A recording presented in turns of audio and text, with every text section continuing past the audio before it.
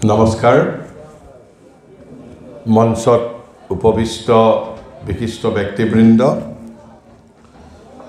হিদাল বৃক্ষ পূজাৰ মহা আয়োজনৰ সৈতে জড়িত সমূহ কৰ্মকৰ্তাবৃন্দ শ্ৰী চৈতন্য ধাম থান ককয়াৰ বিষয়ববীয়াবৃন্দ উপস্থিত ভক্তপ্ৰাণ ৰাইজ দৰাচলতে আমি সাধাৰণতে মহাবিদ্যালয় আৰু বিশ্ববিদ্যালয়সমূহত আমাক ভাষণ দিবলৈ নিমন্ত্ৰণ কৰে একোটা বিষয়ৰ ওপৰত আমি ভাষণ প্ৰদান কৰোঁ কিন্তু আচলতে এনে ধৰণৰ ভিতৰুৱা অঞ্চলত আহি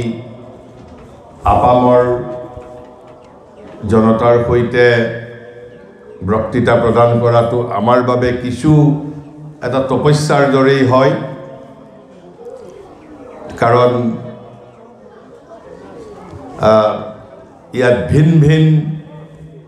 ভিন স্তৰৰ মানুহ থাকে ভিন পৰ্যায়ৰ মানুহ থাকে আৰু বিশেষকৈ কোনটো শ্ৰেণীৰ মানুহক উদ্দেশ্য কৰি কথা কম এতিয়া বিশ্ববিদ্যালয়লৈ গ'লে মহাবিদ্যালয়লৈ গ'লে আমাৰ এটা ধাৰণা থাকে যে ইয়াত এই ধৰণৰে মানুহ থাকে তেওঁলোকে এই ধৰণৰে পঢ়া শুনা কৰে তথাপিতো মই অলপ প্ৰয়াস কৰিম যেহেতু আপোনালোকে এই হিদাল বৃক্ষ পূজাৰ মহা আয়োজনৰ সৈতে ধৰ্মালোচনী সভা আয়োজন কৰিছে আমাক মাতিছে মই সামগ্ৰিকভাৱে দুই তিনিটা কথা যদিও কথাৰ মাজতে আচলতে মই দুই তিনিটা কথাই আপোনালোকক জনাবলৈ যত্ন কৰিম মূলতঃ এই যে আপোনালোকে হিদাল বৃক্ষ পূজা কৰিছে তাৰ চাৰিওফালে ভগৱানৰ চতুৰ্ভুজ মূৰ্তি আবিৰ্ভূত হয় বুলি বিশ্বাস কৰিছে কিন্তু আধুনিক মানুহেতো এইবোৰ কথা বিশ্বাস নকৰে আধুনিক মানুহে কেৱল সেইটোও নহয় আধুনিক মানুহে আৰু দুটা বস্তুক বিশ্বাস নকৰে অকল বিশ্বাস নকৰাই নহয় আৰু দুটা বস্তু নিজৰ ব্যৱহাৰিক জীৱনৰ পৰা কেতিয়াবাই ত্যাগ কৰিছে আচলতে ত্যাগ কৰা বুলি ক'লেও ভুল হয়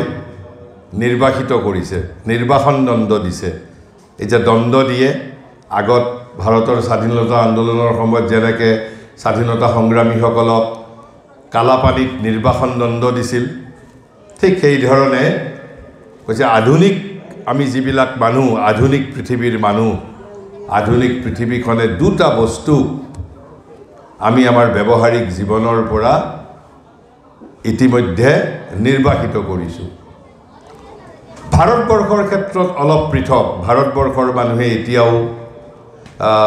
ইমান বেছি কৰা নাই ভাৰতবৰ্ষৰ অতি কম মানুহে কৰিছে ভাৰতবৰ্ষৰ বৈশিষ্ট্য তাতেই সেই বস্তু দুটা কি এটা হ'ল ভগৱান অথবা অনন্ত আৰু ভগৱান একেই কোনোবাই ব্ৰহ্মণ বুলি ক'ব পাৰে পুৰুষোত্তম বুলি ক'ব পাৰে ভগৱান বুলি ক'ব পাৰে ঈশ্বৰ বুলি ক'ব পাৰে অনন্ত আচলতে ভগৱানৰ এটা গুণ কিয় অনন্ত বুলি কৈছে ভগৱানক আমি কোনো সীমাৰ মাজত আবদ্ধ কৰিব নোৱাৰোঁ অনন্ত মানে হ'ল অসীম ভগৱানক আমি সীমাৰ মাজত আবদ্ধ কৰিব নোৱাৰোঁ ভগৱানক আমি অৰূপ বুলি কওঁ অৰূপ মানে কি যাৰ কোনো ৰূপ নাই কিন্তু ভগৱানে ৰূপ গ্ৰহণ কৰিবও পাৰে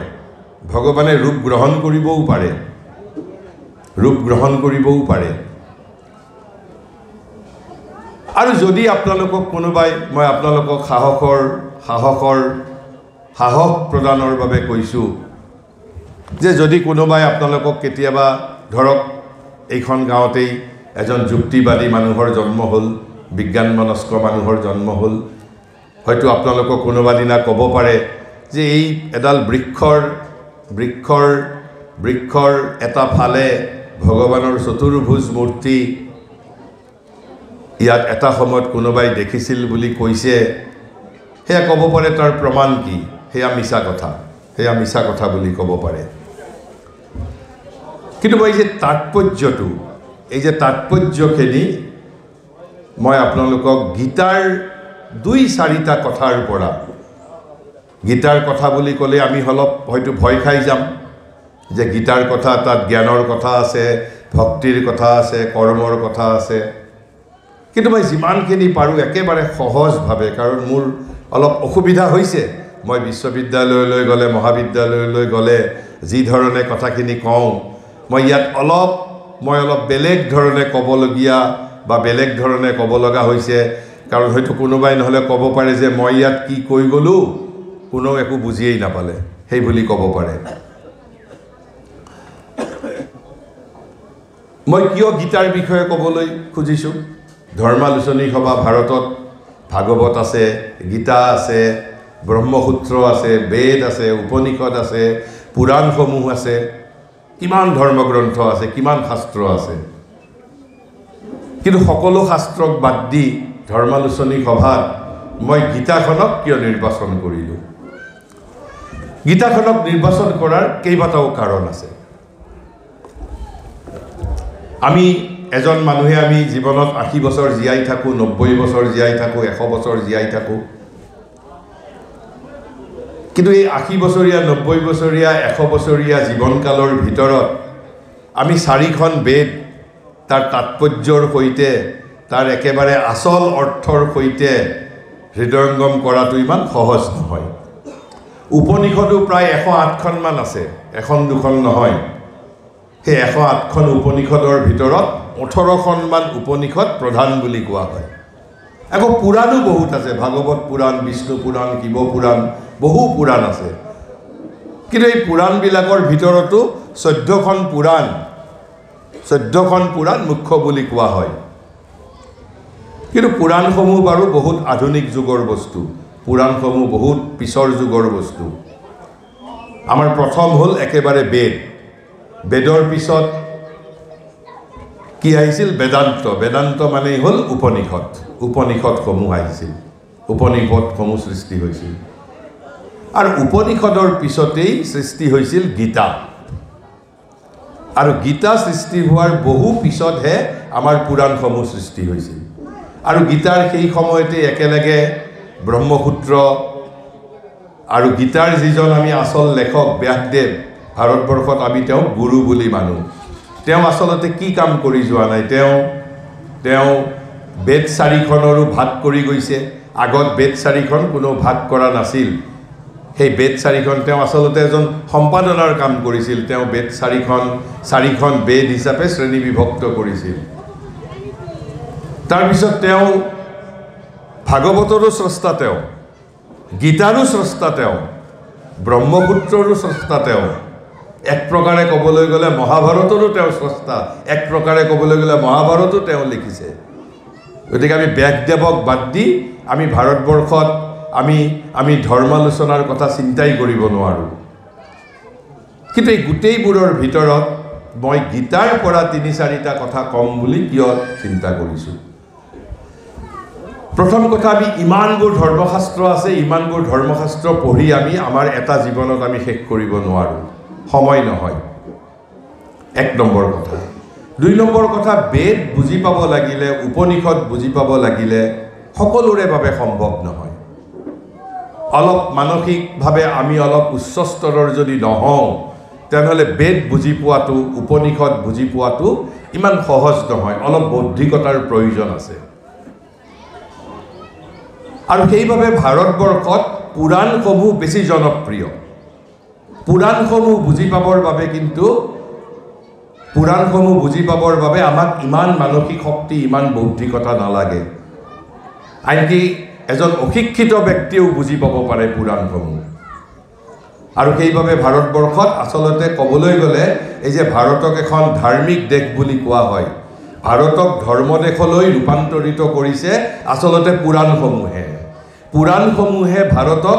ধৰ্মক এটা গণ আন্দোলনলৈ ৰূপান্তৰিত কৰিছিল। গণ আন্দোলন মানে একেবাৰে আবাল বৃদ্ধ বনিতাৰ মাজলৈ লৈ গৈছিল। যদি এই বিগত প্ৰায় 1200 বছৰত যদি ভাৰতবৰ্ষত পুৰাণসমূহ যদি সৃষ্টি নহ'লহেঁতেন তেনেহ'লে আমি ভাৰতবৰ্ষৰ এই শিক্ষিত অশিক্ষিত সকলো মানুহৰ ওচৰলৈ ধৰ্মৰ প্ৰবাহ ধৰ্ম কেতিয়াও প্ৰবাহিত নহ'লহেঁতেন গতিকে পুৰাণসমূহে দৰাচলতে ধৰ্মক শিক্ষিত অশিক্ষিত সকলো মানুহৰ মাজত জনপ্ৰিয় কৰি তুলিছে কিন্তু তথাপিতো মই গীতাক নিৰ্বাচন কৰিছোঁ কিয় আমি বেদ বা উপনিষদৰ বুজিবৰ বাবে আমাক মানসিক শক্তিৰ প্ৰয়োজন সেই মানসিক শক্তি যদি আমি বিকশিত কৰিব পৰা নাই তেনেহ'লে কি আমি বেদৰ জ্ঞান নলম নেকি আমি উপনিষদৰ জ্ঞান নলম নেকি আমি পুৰাণসমূহতো আছেই আমাৰ লগত কিন্তু গীতাখনে আমাক এটা সহায় কৰি থৈ গৈছে কি সহায় কৰি থৈ গৈছে গীতা দৰাচলতে এই 4খন বেদ আৰু 108খন উপনিষদৰ সাৰাংশ যদি আমি জীৱনত উপনিষদ পঢ়িবৰ বাবে সুযোগ নাপাওঁ বেদ পঢ়িবৰ বাবে সুযোগ নাপাওঁ ভাৰতৰ আন একো শাস্ত্ৰ যদি পঢ়িবৰ বাবে সুযোগ নাপাওঁ ভাৰতবৰ্ষৰ সমগ্ৰ ধৰ্মৰ কথাৰ সমগ্ৰ সাৰখিনি গীতাৰ মাজত সন্নিৱিষ্ট হৈ আছে আৰু গীতাও এক প্ৰকাৰ ক'বলৈ গ'লে পুৰাণসমূহৰ দৰে একেবাৰে গীতা বুজিবৰ বাবে সাংঘাতিক মানসিক শক্তি নালাগে কিয় নালাগে তাৰ কাৰণ কি আপোনালোকে কওকচোন গীতা কাৰ ওচৰত কোৱা হৈছিল কাক কোৱা হৈছিল গীতাৰ জ্ঞান প্ৰথমতে অৰ্জুনক কোৱা হৈছিল অৰ্জুন দাৰ্শনিক আছিল নেকি অৰ্জুন দাৰ্শনিক নাছিল অৰ্জুন পণ্ডিতো নাছিল অৰ্জুন এজন যোদ্ধা আছিল আৰু ভগৱানে আপুনি ভাবক গীতাৰ দৰে মহাসত্য ব্যক্ত কৰাৰ বাবে সেই যুগত মহাভাৰতৰ যুগত বিদুৰৰ দৰে মহাপণ্ডিত আছিল যুধিষ্ঠিৰৰ দৰে ধাৰ্মিক ব্যক্তি আছিল ভীষ্মৰ দৰে মহাজ্ঞানী আছিল সকলোকে বাদ দি এই সুযোগটো দিছিল কেৱল মাত্ৰ এজন যোদ্ধা যিজন পণ্ডিতো নহয় দাৰ্শনিকো নহয় আৰু আনকি তেওঁলোকৰ পঞ্চভাতৃৰ ভিতৰতেই যুধিষ্ঠিৰতকৈও তেওঁ জ্ঞানী বেছি নহয় এজন সাধাৰণ যোদ্ধা সাধাৰণ নহয় তেওঁ অসাধাৰণ যোদ্ধা বীৰ যোদ্ধা কিন্তু তেওঁৰ জ্ঞানৰ লগত ইমান সম্বন্ধ নাই তেওঁৰ মানসিক শক্তিৰ লগত তেওঁ কাম নকৰে তেওঁ যোদ্ধা তাৰ পিছতো কৃষ্ণই কোনোবাই ক'ব পাৰে যে এতিয়াতো আজিকালি যেতিয়া আমি কিতাপ উন্মোচন কৰোঁ অন্তত আমাৰ সন্মুখত 150জন মানুহ থাকে কিন্তু গীতা যেতিয়া উন্মোচিত হৈছে সন্মুখত দৰ্শক এজন শ্ৰোতাও এজন দৰ্শকো এজন বক্তা এজন দৰ্শকো এজন শ্ৰোতাও এজন আজি হয়তো 5000 মানুহৰ সন্মুখত উন্মোচিত কিতাপ এখন হয়তো 50 দিনলৈকেও মানুহে নপঢ়িব পাৰে কিন্তু গীতা আজি 5000 10000 বছৰ হৈ গ'ল এতিয়াও গীতা ভাৰতৰ প্ৰতিদিনাই কিজানি পৃথিৱীৰ ভিন ভিন ভাষালৈকে গীতা মানুহে অনুবাদ কৰে কিয় কাৰণ গীতাৰ মাজত ভাৰতৰ সমগ্ৰ ধৰ্মৰ সাৰ কথা সন্নিৱিষ্ট হৈ আছে আৰু সেইবাবে মই গীতা নিৰ্বাচন কৰিছোঁ যে গীতাৰ বিষয়ে যদি গীতাৰ কথা যদি আমি জানিব পাৰোঁ আমি দাবী কৰিব পাৰিম যে আমি বেদৰ কথাও জানিছোঁ আমি উপনিষদৰ কথাও জানিছোঁ আমি ভাগৱতৰ কথাও জানিছোঁ ব্ৰহ্মসূত্ৰৰ কথাও জানিছোঁ সকলো শাস্ত্ৰৰ কথা জানিছোঁ বুলি আমি দাবী কৰিব পাৰোঁ আৰু গীতা যিহেতু এজন যোদ্ধাক কৈছিল ভগৱানে বিশ্ববিদ্যালয়ৰ উপাচাৰ্য নহ'লেও অধ্যাপক নহ'লেও শিক্ষক নহ'লেও ময়ো বুজি পাম তাৰ মানে গীতাৰ কথা সকলোৱে বুজি পাব কাৰণ কাৰ উপযুক্ত হোৱাকে গীতাৰ কথা কোৱা হৈছিল কোনো ঋষিৰ উপযুক্ত হোৱাকে কোৱা নাই কোনো ঋষিৰ আগত কোৱা নাই দাৰ্শনিকক কোৱা নাই কাক কৈছে এজন যোদ্ধাক কৈছে আৰু কেনেকুৱা যোদ্ধা কিহৰ বাবে কৈছে সেই যোদ্ধাজনে সময়ত যুদ্ধ নকৰোঁ বুলি কৈছে হতাশ হৈছে আজিকালি যেনেকৈ আমাৰ মানুহ হতাশ হয় কিয় হতাশ হৈছে পৃথিৱীত আজিলৈকে অৰ্জুনে যিটো সমস্যাৰ সন্মুখীন হৈছিল পৃথিৱীত আমি কোনো মানুহে সেই সমস্যাৰ সন্মুখীন হোৱা নাই লাগিলে কোনোবা যদি কাৰোবাৰ পিতৃ মাতৃ একেবাৰে 10 বছৰ বয়সতেও ঢুকাই গৈছে তেতিয়াও ল'ৰা ছোৱালীৰ জীৱনলৈ কিমান সংকট নামি আহে মানৱ জীৱনত কিমান সমস্যা আছে কিন্তু মই কৈছো অৰ্জুনে যিটো সমস্যাৰ সন্মুখীন হৈছিল সেই সমস্যাৰ সন্মুখীন আজিলৈকে পৃথিৱীৰ কোনো মানুহ হোৱা নাই অৰ্জুনৰ কি সমস্যা আছিল নিজৰ বংশৰ মানুহক হত্যা কৰিব লাগে জানি বুজি নিজৰ আত্মীয় স্বজনক হত্যা কৰিব লাগিব যদি কৃষ্ণৰ কথা শুনি যুদ্ধ কৰিব লাগে কাক হত্যা কৰিব লাগিব নিজৰ অকল পঞ্চভাতৃৰ বাহিৰে নিজৰ ভতিজা নিজৰ পঞ্চভাতৃৰ ল'ৰা ছোৱালী বাদ দি নিজৰে কুল নিজৰ কুলক নিৰ্বংশ কৰিব লাগিব এই দায়িত্ব অৰ্জুনৰ ওপৰত ন্যস্ত হৈছিল স্বাভাৱিকভাৱে অৰ্জুন হতাশ হৈ গৈছে অৰ্জুনে কৃষ্ণক কি কৈছে নালাগে মই যুদ্ধ নকৰো আৰু যুদ্ধ বিজয় কৰি মোৰ এই বংশৰ ইষ্ট কুটুম্ব হত্যা কৰি মোক কোনো ৰাজসুখ নালাগে সেই হতোৎসাহিত অৰ্জুনক কৃষ্ণই যুদ্ধত আকৌ প্ৰবৃত্ত কৰিবৰ বাবে গীতা ৰচনা কৰিছিল অৰ্থাৎ আপুনি মই সকলোৱে গীতাৰ কথা বুজি পাওঁ গীতাৰ কথা বুজিবৰ বাবে খুব এটা মানসিক শক্তি নালাগে গতিকে মই এই কেইটা কাৰণত মই গীতাক নিৰ্বাচন কৰিছোঁ এতিয়া মই প্ৰথমতে আপোনালোকক যদি কোনোবাই মই কথাৰ মাজেৰে মই প্ৰসংগক্ৰমে মই গীতাৰ সাৰমৰ্মৰ বিষয়ে কোৱাৰ লগে লগে সমানে এই যে আপোনালোকে হিদাল বৃক্ষত আপোনালোকে পূজা কৰিছে আজি কোনোবা বিদগ্ধ পণ্ডিতে যদি কেতিয়াবা প্ৰত্যাহ্বান জনায় আপোনালোকে তেতিয়া ক'ব পাৰিব আমি সকলোৱে প্ৰহ্লাদৰ কথা শুনিছোঁ প্ৰহ্লাদৰ ক্ষেত্ৰত কি হৈছিল প্ৰহ্লাদ এটা অসুৰ কুলত জন্মগ্ৰহণ কৰিছিল পিতৃ অসুৰ আছিল হিৰণ্যকশিপু পিতৃয়ে ভগৱানক নামানে নাস্তিক বিধৰ্মী আনকি বিষ্ণুৰ নাম শুনিলেই ক্ৰোধান্বিত হয় আকৌ পুতেক সম পৰিমাণে ভগৱান বিশ্বাসী বিষ্ণু ভক্ত আৰু পৃথিৱীত এনে হয়তো পিতৃ কোনো নাই যে সেই নিজৰেই সন্তান বিষ্ণু ভক্ত হোৱাৰ কাৰণে সেই পুত্ৰক হত্যা কৰিবৰ বাবে কিমান নানা ধৰণৰ ষড়যন্ত্ৰ কৰিছে নিজৰ পিতৃয়ে অপৰাধ কি প্ৰহ্লাদৰ যে তেওঁ বিষ্ণুক ভাল পায় বিষ্ণুৰ ভক্ত আনকি ৰাজসভাত আনি ভক্ত প্ৰহ্লাদক কৈছে ক'ত তোৰ ভগৱান ক'ত আছে ভগৱান সমগ্ৰ পৃথিৱীৰ ভগৱান মই হিৰণ্যকশিপুৱে কিয় ভগৱানক বিষ্ণুক পূজা কৰিলে সহ্য কৰিব নোৱাৰিছিল যে মই বিষ্ণুতকৈ শক্তিশালী ময়েই ভগৱান মোৰ বাহিৰে পৃথিৱীত আৰু বেলেগ কোনো ভগৱান নাই আৰু এবাৰ সেইবাবে প্ৰহ্লাদক সুধিছে যেনেকৈ আমাৰ যুক্তিবাদী মানুহবিলাকেও এতিয়া সোধে ক'ত তোৰ ভগৱান ক'ত আছে ভগৱান দেখুওৱা ভগৱানক এই 5 বছৰীয়া ল'ৰা ভক্ত প্ৰহ্লাদক পিতৃয়ে ৰাজসভাত কৈছে ক'ত তোৰ ভগৱান তেতিয়া ভক্ত প্ৰহ্লাদে কি কৈছিল বোলে মোৰ ভগৱানক তুমি য'তেই বিচাৰা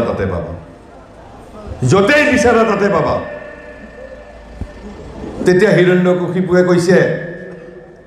যে মোৰ এই ৰাজসভাৰ ভিতৰত আছে ভগৱান এজন 5 বছৰীয়া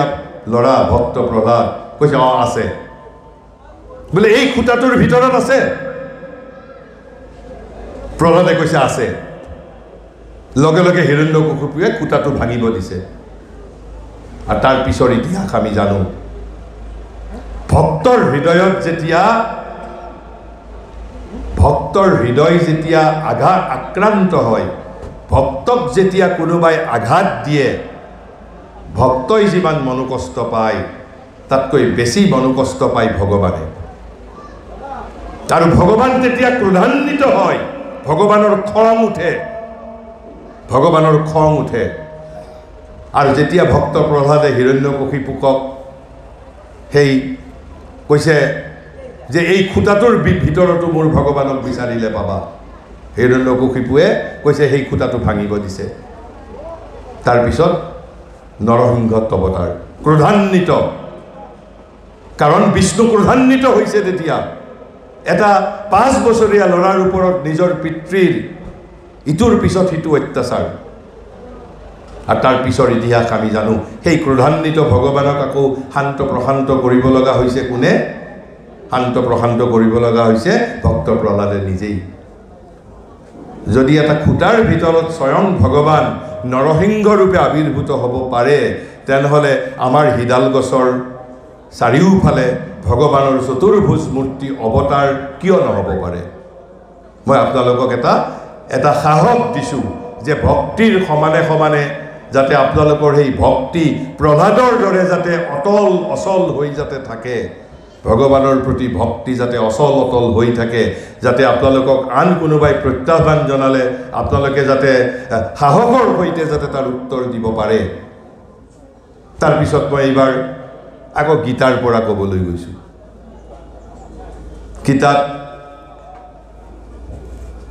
গীতা কৈ থকাৰ সময়ত একাদশ অধ্যায়টো কি? একাদশ অধ্যায়ত ভগৱানে নিজৰ বিশ্বস্বৰূপ অৰ্জুনৰ সন্মুখত উন্মুক্ত কৰিছে। অৰ্জুনে যেতিয়া কৈছে যে মই এই জ্ঞাতি কুটুম্বক হত্যা নকৰোঁ, এই জ্ঞাতি কুটুম্বক হত্যা কৰি মই যদি ৰাজসিংহাসন পাওঁ তেনে ৰাজভোগ মোক নালাগে। শেষত উপায় নাপায় ভগৱানে কৈছে তই মোৰ মুখৰ ফালে চা। আৰু যেতিয়া অৰ্জুনে শ্ৰীকৃষ্ণৰ মুখৰ ফালে চাইছে, কি দেখা পাইছে অৰ্জুনে? যিসকল যোদ্ধা সৈনিকক অৰ্জুনে নামাৰো বুলি কৈছে, সমস্ত কুৰুক্ষেত্ৰৰ সৈন্যক শ্ৰীকৃষ্ণই গোগ্ৰাসে গিলিব ধৰিছে।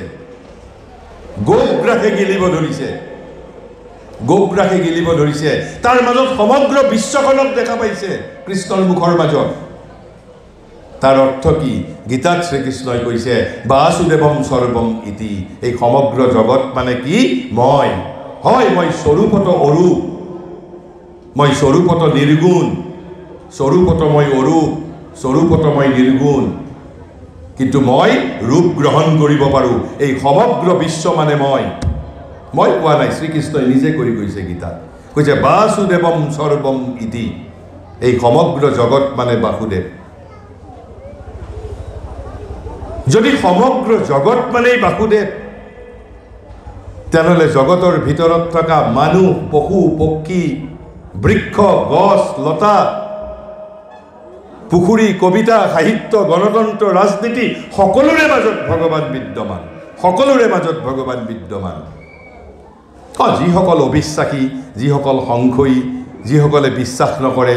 তেওঁলোকে তেওঁলোকৰ স্বাধীনতা উপভোগ কৰক, আমাৰ আপত্তি কৰিবলগীয়া নাই। আচলতে যিসকল নাস্তিক, ভগৱানে তেওঁলোককো বেয়া নাপায়। তেওঁলোকে নাস্তিকতা কৰিতো ভগৱানৰ লগতেই জড়িত হৈ আছে। ভগৱানৰ কথা হ'ল মোক বিৰোধ কৰি হওক, মোক ভাল পাই হওক, মোৰ লগত তুমি জড়িত হৈ থাকা। গতিকে নাস্তিকবিলাককো কোনো বিৰোধ কৰিব নালাগে। তেওঁলোকে যেনিবা বিৰোধ কৰি ভগৱানৰ প্ৰতি তেওঁলোক ভগৱানক লৈ তেওঁলোকে জীৱন আগবঢ়াই গৈছে, কাৰণ তেওঁলোকৰ মূল উদ্দেশ্য জীৱনত হ'ল ভগৱানক বিৰোধ কৰা। ভগৱানক বিৰোধ কৰা মানে তেওঁলোকে ভগৱানৰ লগতে নিজক জড়িত কৰি ৰাখিছে। আচলতেতো ভাৰতবৰ্ষত আকৌ ভক্তিৰ এটা তত্ত্ব কোৱা হয়। কি তত্ত্ব কোৱা হয়? যে এই যে কংস, ৰাৱণ, হিৰণ্যকশিপু, এইবিলাকে যে ভগৱানৰ বিৰোধ কৰিছিল, আচলতে জানি বুজি কৰিছিল। কিয় জানি বুজি কৰিছিল জানেনে?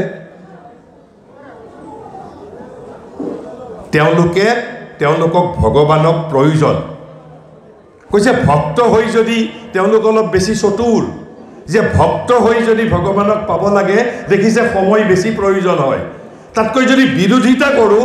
ভগৱানৰ বিৰুদ্ধে যদি যুদ্ধ ঘোষণা কৰোঁ, তেতিয়া ভগৱানৰ সাক্ষাৎ মই সোনকালে পাম। আৰু ভগৱানৰ হাতত নিধন হ'ব বিচাৰিছিল। সেইবাবে ৰাৱণৰো ভগৱানৰ হাতত, ৰামৰ হাতত মৃত্যু হৈছে, কংসৰ শ্ৰীকৃষ্ণৰ হাতত, আৰু নৰসিংহ অৱতাৰৰ হাতত হিৰণ্যকশিপুৰৰ কি কয় বধ হৈছিল। সেইবাবে যিসকলে এই ধৰ্মক বিৰোধ কৰে, যিবিলাকে ভগৱানক বিৰোধ কৰে, আমি সেইবোৰ আপত্তি কৰিবও নালাগে। তুমি বিৰোধ কৰিছা, তুমি তোমাৰ বিৰোধটো কেৱল মাত্ৰ অব্যাহত ৰাখিবা। ভগৱানক কেন্দ্ৰ কৰিয়েই তুমি ভগৱান বিৰোধিতাৰেই তুমি জীৱনটো অতিবাহিত কৰি দিয়া। তাৰ অৰ্থ কি? তেওঁতো ভগৱানক কেন্দ্ৰ কৰিয়েই থাকি গ'ল। তাৰপিছত এতিয়া প্ৰশ্ন হ'ল, ভগৱানে আপোনাক ভক্তৰ মৰ্যাদা দিবনে নিদিয়ে? ভগৱানে আপোনাক ভক্তৰ মৰ্যাদা দিবনে নিদিয়ে? আমিতো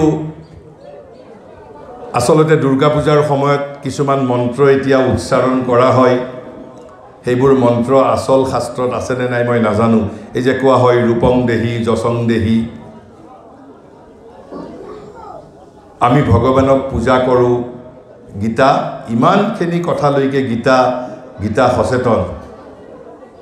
কৈছে শ্ৰীকৃষ্ণই অৰ্জুনক কৈছে যে অৰ্জুন সখা, পৃথিৱীত ভক্ত বহু প্ৰকাৰৰ ভক্ত আছে মোৰ, অকল এক প্ৰকাৰৰ নহয়, যে বহু প্ৰকাৰৰ ভক্ত আছে। তাৰ ভিতৰত কৈছে একবিধ ভক্ত আছে মোৰ, সেই ভক্তবিধে কি কৰে? মোক ৩৬৪ দিন পূজা নকৰে, মোৰ ৩৬৪ দিন মোৰ নাম নলয়। কেতিয়া মোৰ নাম লয়? যেতিয়া বিপদত পৰে, যেতিয়া চাকৰিত ছাছপেনশ্যন হয়, যেতিয়া বেমাৰ আজাৰে দেখা দিয়ে, আৰ্থিক সংকটত পৰে, কোনোবা মোকদ্দমাত সম্পৃক্ত হ'ব লগা হৈছে, নানান ধৰণৰ যেতিয়া জীৱনৰ আমাৰ ব্যৱহাৰিক জীৱনৰ আহুকালে দেখা দিয়ে, তেতিয়া তেওঁ মোৰ নাম লয়। আৰু তেতিয়া সাধাৰণতে আমাৰ কিছুমান যুক্তিবাদী মানুহ আছে। যুক্তিবাদী মানুহবিলাকে কয় বোলে চোৱা, এওঁ একেবাৰে দুৰ্নীতিগ্ৰস্ত বিষয়া আছিল, এতিয়া নিলম্বিত হৈছে, আৰু এতিয়া তেওঁ মনসা পূজা পাতিছে, কালী পূজা পাতিছে, অমুক পূজা পাতিছে উদ্ধাৰৰ বাবে। অলপ আমি ইটিকিং কৰোঁ। অৰ্থাৎ যিজনে ৩৬৪ দিন ভগৱানৰ পূজা নকৰে, কিন্তু যেতিয়া বিপদত পৰে তেতিয়া যেতিয়া পূজা কৰিবলৈ আহে,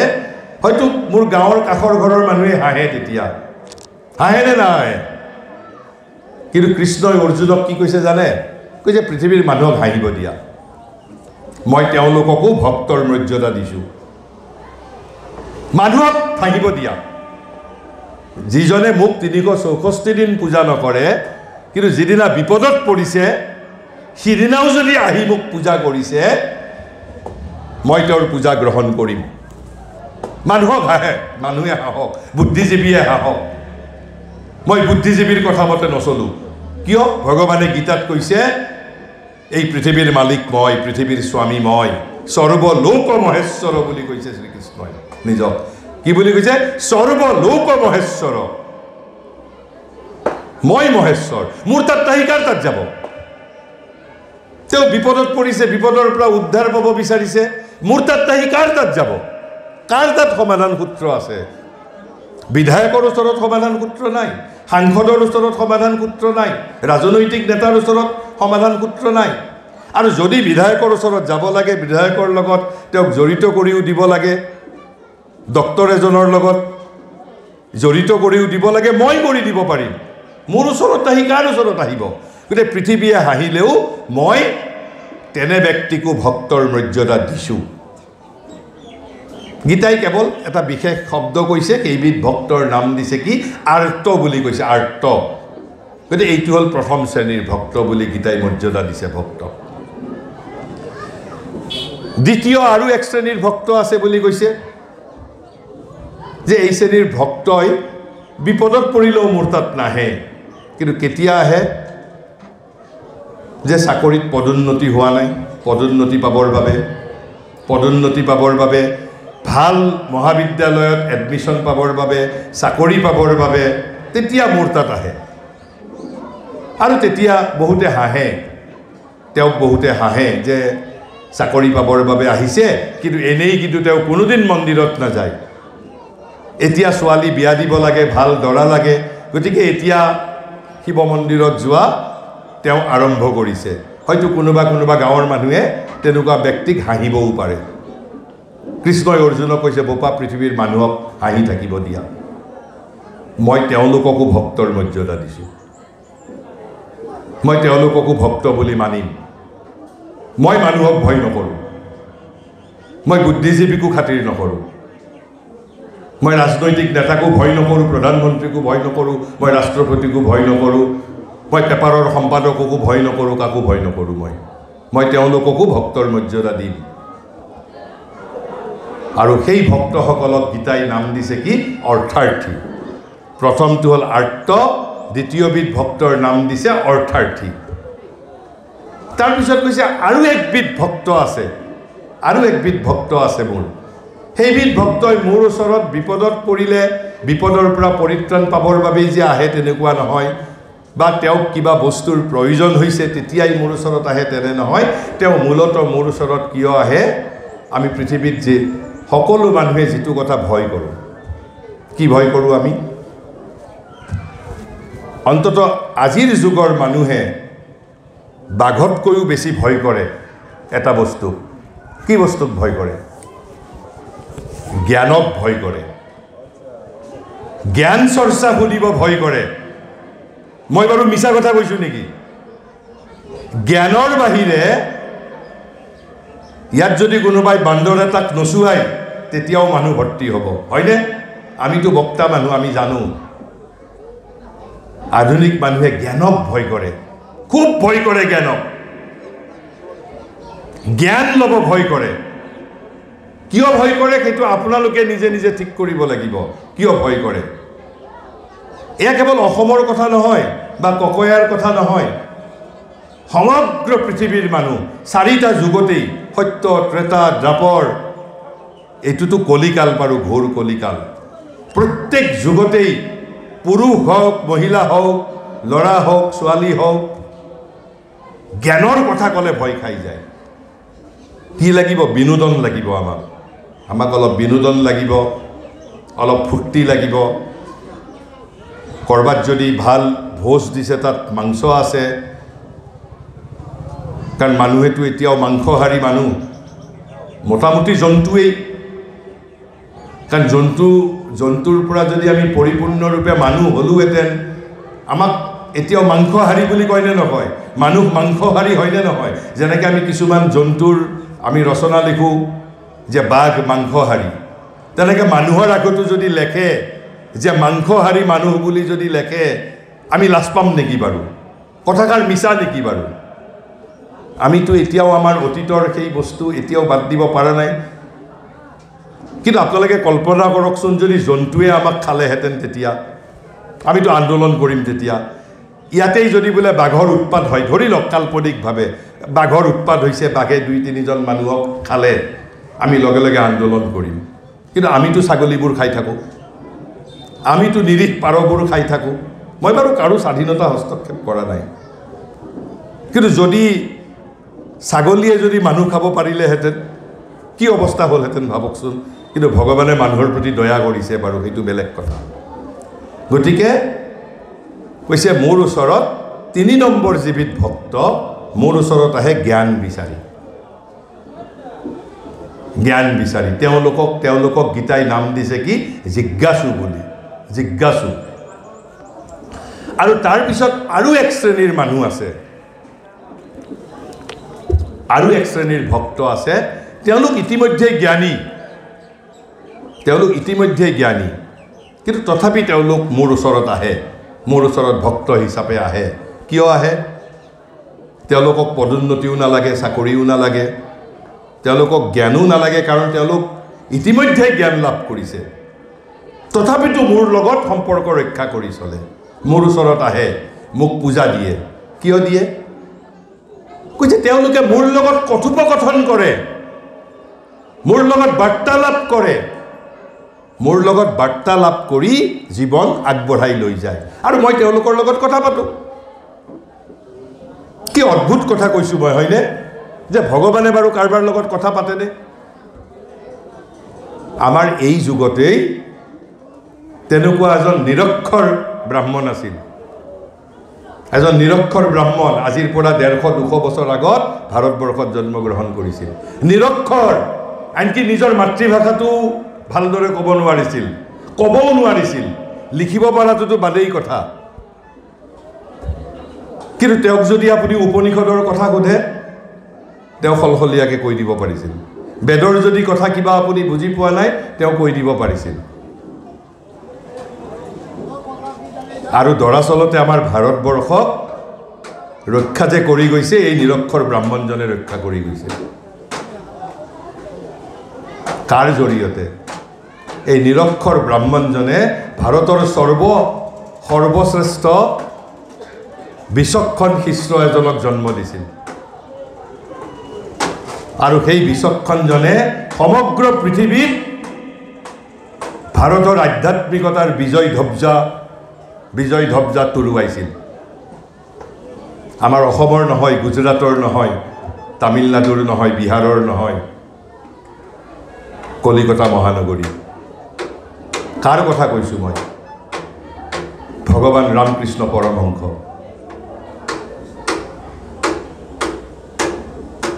দৰাচলতে বিবেকানন্দই যদি বিবেকানন্দ ভগৱানৰ বিভূতি আছিল, ৰামকৃষ্ণ নিজে অৱতাৰ আছিল, এই নিৰক্ষৰ শিশুজনে পৃথিৱীৰ আটাইতকৈ বিচক্ষণ শিষ্যজনক সৃষ্টি কৰিব পাৰিছিল। সেইবাবে অক্ষৰ জ্ঞান ডাঙৰ কথা নহয়। পৃথিৱীৰ মানুহক বুজাই দিছিল ভগৱানে জ্ঞান বিজ্ঞানৰ উন্নতিৰ যুগত নিৰক্ষৰ হিচাপে জন্মগ্ৰহণ কৰিছিল আৰু কলিকতা মহানগৰীৰ শিক্ষিত মানুহে এই নিৰক্ষৰ ব্ৰাহ্মণৰ চৰণত দীঘল দি পৰিছিল। আৰু সেই বিবেকানন্দই 1893 চনত 11 ছেপ্টেম্বৰৰ দিনা চিকাগোত যিটো ভাষণ দিছিল, সেই ভাষণে ভাৰতৰ ভাগ্য পৰিৱৰ্তন কৰিছিল চিৰদিনৰ বাবে। মই সেই বিষয়ে বাৰু আজি ক'ব নাযাওঁ। কিন্তু বিবেকানন্দও কম বস্তু নাছিল। ৰামকৃষ্ণক এনেই সহজতে গুৰু মানা নাই। ৰামকৃষ্ণক সেই সময়ত বিবেকানন্দ সেই সময়ত একেবাৰে যুক্তিবাদী, ফিলচফিয়ে অধ্যয়ন কৰিছিল, দৰ্শনৰে ছাত্ৰ আছিল, কিন্তু বিৰাট যুক্তিবাদী। তেওঁৰ প্ৰশ্ন ভগৱান আছেনে নাই, ভগৱান আছেনে নাই পৃথিৱীত, আৰু যদি আছে তেওঁ ভগৱানৰ লগত তেওঁৰ সাক্ষাৎ হ'বনে নহয়, বা কোনে সাক্ষাৎ কৰাই দিব পাৰিব ভগৱানৰ লগত তেওঁক। যেনেকৈ আমি মন্ত্ৰী বিধায়কৰ ওচৰত আমি দৰ্শন পাবৰ বাবে চেষ্টা কৰি থাকোঁ, সেই সময়ত সেইবাবে বিবেকানন্দ ভাৰতৰ কলিকতা মহানগৰীৰ একেবাৰে আমাৰ ৰবীন্দ্ৰনাথৰ পিতৃ পৰা আৰম্ভ কৰি যিমান বিদগ্ধ দাৰ্শনিক, যিমান বিদগ্ধ পণ্ডিত আছিল, চবৰে ওচৰত গৈছে। মাত্ৰ এটাই প্ৰশ্ন, ভগৱান আছেনে নাই, আৰু ভগৱানক আপুনি দেখা পাইছেনে পোৱা নাই, আৰু মোক দেখাই দিব পাৰিবনে নোৱাৰিব। একদম স্পষ্ট উত্তৰ লাগে। কিন্তু বাকী আমাৰ পণ্ডিতবিলাকে নানান ধৰণৰ ব্যাখ্যা দিছে, সূত্ৰ দিছে, উপনিষদৰ পৰা, বেদৰ পৰা, গীতাৰ পৰা নানা ধৰণৰ দিছে। নাই, বিবেকানন্দ সন্তুষ্ট হোৱা নাই। একেবাৰে শেষত তেওঁক কোনোবাই ক'লে, এই দক্ষিণেশ্বৰত এটা পাগলা আছে, এটা নিৰক্ষৰ ব্ৰাহ্মণ আছে, কালীৰ পূজা কৰি থাকে, কালীমাৰ পূজা কৰি থাকে, তই তাৰ ওচৰত যাচোন একবাৰ। আৰু যেতিয়া বিবেকানন্দ ৰামকৃষ্ণৰ ওচৰত আহিছে,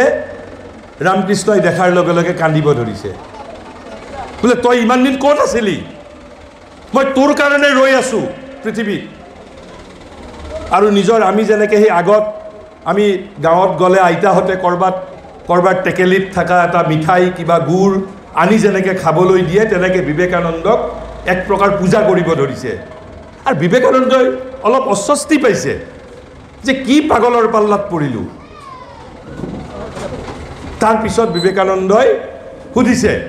বোলে ঠিক আছে, বোলে আপোনাৰ এইবিলাক বাৰু এৰক, মোক আপুনি দুটা প্ৰশ্নৰ উত্তৰ দিয়ক। কিন্তু তাৰ আগত মন কৰিব, বিবেকানন্দই বিদগ্ধ পণ্ডিতৰ ওচৰত গৈছে, কোনেও বিবেকানন্দক সন্তুষ্ট কৰিব পৰা নাই আৰু ৰামকৃষ্ণকো বিবেকানন্দই একেই প্ৰশ্ন সুধিছে যে ঠাকুৰ আপুনি ভগৱানক দেখা পাইছে নেকি ৰামকৃষ্ণই কৈছে পাইছোঁ স্পষ্ট উত্তৰ যেনেকৈ ভক্ত প্ৰহ্লাদে কৈছিল যে তোৰ ভগৱান কি এই ৰাজসভাৰ ভিতৰত আছে প্ৰহ্লাদে কৈছিল আছে আৰু এই নিৰক্ষৰ ব্ৰাহ্মণ ৰামকৃষ্ণই কৈছে আছে কৈছে মই দেখা পাইছোঁ ভগৱানক তোক যেনেকৈ দেখা পাওঁ মই ভগৱানক তেনেকৈ দেখা পাওঁ তোৰ লগত যি ধৰণে কথা পাতোঁ মই ভগৱানৰ লগত সেই ধৰণে কথা পাতোঁ তাৰপিছত বিবেকানন্দও নাচুৰ বান্দা বিবেকানন্দই সুধিছে মোক দেখাই দিব পাৰিব তেতিয়া বিবেকানন্দই কৈছে ৰামকৃষ্ণই কৈছে পাৰিম কিন্তু এটা চৰ্ত আছে যে যদি তই ভগৱানক পৰম ভক্তিৰ সৈতে বিচাৰ তেনেহ'লে তোকো মই ভগৱানৰ সৈতে সাক্ষাৎকাৰ কৰাই দিব পাৰিম যিজনক এই 22 বছৰীয়া 21 বছৰীয়া যুৱকজনক কোনো পণ্ডিতে সন্তুষ্ট কৰিব পৰা নাছিল এই নিৰক্ষৰ ব্ৰাহ্মণৰ এই 2-3 আষাৰ কথাত কেৱল সন্তুষ্ট হোৱাই নহয় সাষ্টাংগ হৈ পৰিছে এয়াই ভক্তিৰ মহিমা এই যে ভক্তিৰ মহিমা আৰু সেইবাবে মই কৈছোঁ ভগৱানে 4 ধৰণৰ ভক্তকেই মৰ্যাদা দিছে গীতাই সেইবাবেই গীতাৰ মহত্ব আৰ্ত হিচাপে যদি আপুনি ভগৱানৰ ওচৰত যায় তেতিয়াও ভগৱানে আপোনাক ভক্তৰ মৰ্যাদা দিব যদি অৰ্থাৰ্থী হিচাপে গৈছে তেতিয়াও মৰ্যাদা দিব যদি জিজ্ঞাসুৰ দৰে জ্ঞান লাভৰ বাবে ভগৱানৰ ওচৰত গৈছে তেতিয়াও ভগৱানে আপোনাক ভক্তৰ মৰ্যাদা দিব আৰু আপুনি ইতিমধ্যে জ্ঞানী কিন্তু ভগৱানৰ লগত কথোপকথন কৰি আপুনি জীৱন নিৰ্বাহ কৰিব বিচাৰিছে তেতিয়াও ভগৱানে আপোনাক ভক্তৰ মৰ্যাদা দিব অৰ্থাৎ জ্ঞানী ভক্ত প্ৰথমটো আৰ্ত দ্বিতীয়টো অৰ্থাৰ্থী তৃতীয়টো হ'ল জিজ্ঞাসু আৰু চতুৰ্থবিধ ভক্ত গীতাই স্বীকৃতি দিছে জ্ঞানী গতিকে আমি ভয় খাব নালাগে কেতিয়াও গীতাই আমাক প্ৰত্যেককে আমাক ভক্তৰ মৰ্যাদা দিছে যদি কোনোবা বুদ্ধিজীৱীয়ে হাঁহে আপুনি হাঁহিবলৈ দিয়ক আমাক গীতাই ভক্তৰ মৰ্যাদা দিছে তাৰপিছত দ্বিতীয় এটা প্ৰশ্ন মই যিটো প্ৰথমতে আৰম্ভ কৰিছিলোঁ কিয় অৰ্জুনক নিৰ্বাচন কৰিলে অৰ্জুনক কিয় নিৰ্বাচন কৰিলে বিদুৰক কিয় নিৰ্বাচন নকৰিলে গীতাৰ কথা ক'বৰ বাবে যুধিষ্ঠিৰক কিয় নকৰিলে যুধিষ্ঠিৰ ইমান ধাৰ্মিক ইমান পণ্ডিত ইমান শাস্ত্ৰজ্ঞ বিদুৰৰ দৰে শাস্ত্ৰজ্ঞ সেই সময়ত নাই ভীষ্মৰ দৰে জ্ঞানী নাই ভীষ্ম আকৌ কৃষ্ণৰ ভক্তও আছিল তথাপিতো অৰ্জুনৰ প্ৰতি ভগৱানৰ বিৰাট প্ৰেম অৰ্জুনকহে সখা হিচাপে নিৰ্বাচিত কৰিছে গতিকে গীতা বুজি পাব লাগিলে প্ৰথম এই ৰহস্যটো বুজি পাব লাগিব কিয় ভগৱানে গীতাৰ প্ৰতি ইমান স্বজন প্ৰীতি কৰিছিল কিয় ইমান ভাল পাইছিল অৰ্জুনক ইমানবোৰ সেই সময়ত পণ্ডিত ব্যক্তি থকাৰ পিছত অৰ্জুনক যোগ্য বুলি বিবেচনা কৰিছে কিয় তাৰ বাবেও মই এটা উদাহৰণ দিওঁ যুদ্ধ আৰম্ভ হোৱাৰ আগতে দুৰ্যোধন আৰু অৰ্জুন দুয়োজনেই কৃষ্ণৰ সাহায্য লাগে যুদ্ধত কাৰণ কৃষ্ণই কৈছেতো মইতো যুদ্ধত তাৰ ফালে মই অংশগ্ৰহণ কৰিম মোক যিসকলে বিচাৰিব তেওঁলোকৰ হৈ অংশগ্ৰহণ কৰিম গতিকে শকুনিয়ে দুৰ্যোধনক পৰামৰ্শ দিছে বোলে তুমি যোৱা তুমি কৃষ্ণৰ ওচৰত যোৱা কৃষ্ণৰ এই কিমান অক্ষহনী নাৰায়ণী সেনা আছে অজেয় সেনা সেই সেনা যদি তোমাৰ লগত থাকে তোমাৰ যুদ্ধত বিজয় নিশ্চিত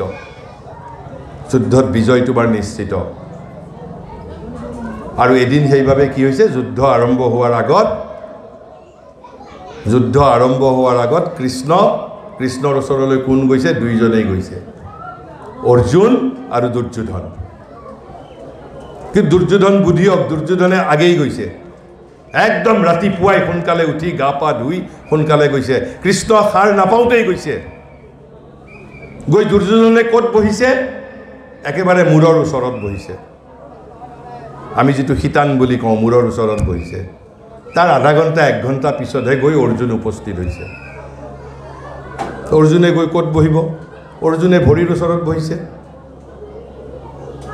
কৃষ্ণই কিন্তু জানিছে কৃষ্ণটো স্বয়ং ভগৱান যে দুৰ্যোধন আহিছে কিন্তু কৃষ্ণই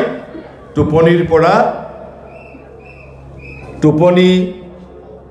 উঠাৰ তেওঁ টোপনিৰ পৰা উঠা নাই অৰ্থাৎ এনেকুৱা ভাও ধৰিছে যেন কৃষ্ণ নিন্দিত যে নিদ্ৰিত হৈ আছে এতিয়াও শুই আছে অৰ্জুন আহালৈকে কৃষ্ণই অপেক্ষা কৰিছে আৰু যেতিয়া অৰ্জুন আহিল অৰ্জুন আহাৰ পিছতহে কৃষ্ণই মূৰ উঠিছে উঠি কৃষ্ণই প্ৰথম কাক দেখা পাইছে অৰ্জুনক দেখা পাইছে কাৰণ মূৰৰ ফালে আছে দুৰ্যোধন ইমানেই যিটো আমি ইংৰাজীত পাৰ্চিয়েলিটি বুলি কওঁ অৰ্জুনক ইমান ভাল পাইছিল স্বজন প্ৰীতি একেবাৰে আইন ভংগ কৰি হ'লেও ভগৱানে ভক্তক সহায় কৰিবই আৰু ভগৱানক কোনে কি কৰিব পাৰিব ভগৱানক কি আমাৰ সৰ্বোচ্চ ন্যায়ালয়ে শাস্তি দিব পাৰিব নেকি নোৱাৰে ভগৱানে নিজেই কৈছে মই সৰ্বলোক মহেশ্বৰ সমগ্ৰ পৃথিৱী মানে মই কোনো আইন নামানো মই ভক্তক পক্ষপাত কৰিমেই মই ভক্তৰ প্ৰতি মই ভক্তক পক্ষপাত কৰিমেই আৰু যেতিয়া অৰ্জুনক দেখা পাইছে অৰ্জুনক সুধিছে কি সখা কিয় আহিলা লগে লগে দুৰ্যোধনে মাত দিছে বোলে বাসুদেৱ আপুনি কি কৰিছে মই প্ৰথমতে আহিছোঁ আপুনি মোৰ লগত প্ৰথমতে কথা পাতক তেতিয়া কৃষ্ণই কৈছে তুমি প্ৰথমতে আহিছা যদিও মইতো প্ৰথমতে অৰ্জুনক দেখা পাইছোঁ আৰু তাৰপিছত কৈছে দুইজনে যেতিয়া কৈছে আমি আপোনাৰ পৰা যুদ্ধত সাহায্য ল'বৰ বাবে আহিছোঁ তেতিয়া অৰ্জুনক সুধিছে যে তোমাক কি লাগে কোৱা তে দুৰ্যোধনে কৈছে নহয়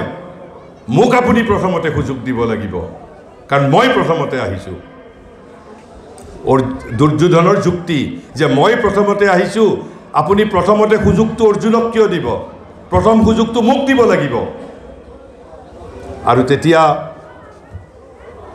কৃষ্ণই কৈছে ঠিক আছে সুযোগটো তোমাকেই দিম কিন্তু তোমাক এইভাবে নহয় যে তুমি প্ৰথমতে আহিছা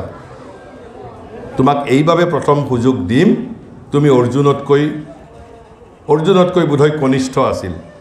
যে দুৰ্যোধন নহ'লে জ্যেষ্ঠ হিচাপে দিছিলে মই ঠিক অলপমান মই কি কয় পাহৰি গৈছোঁ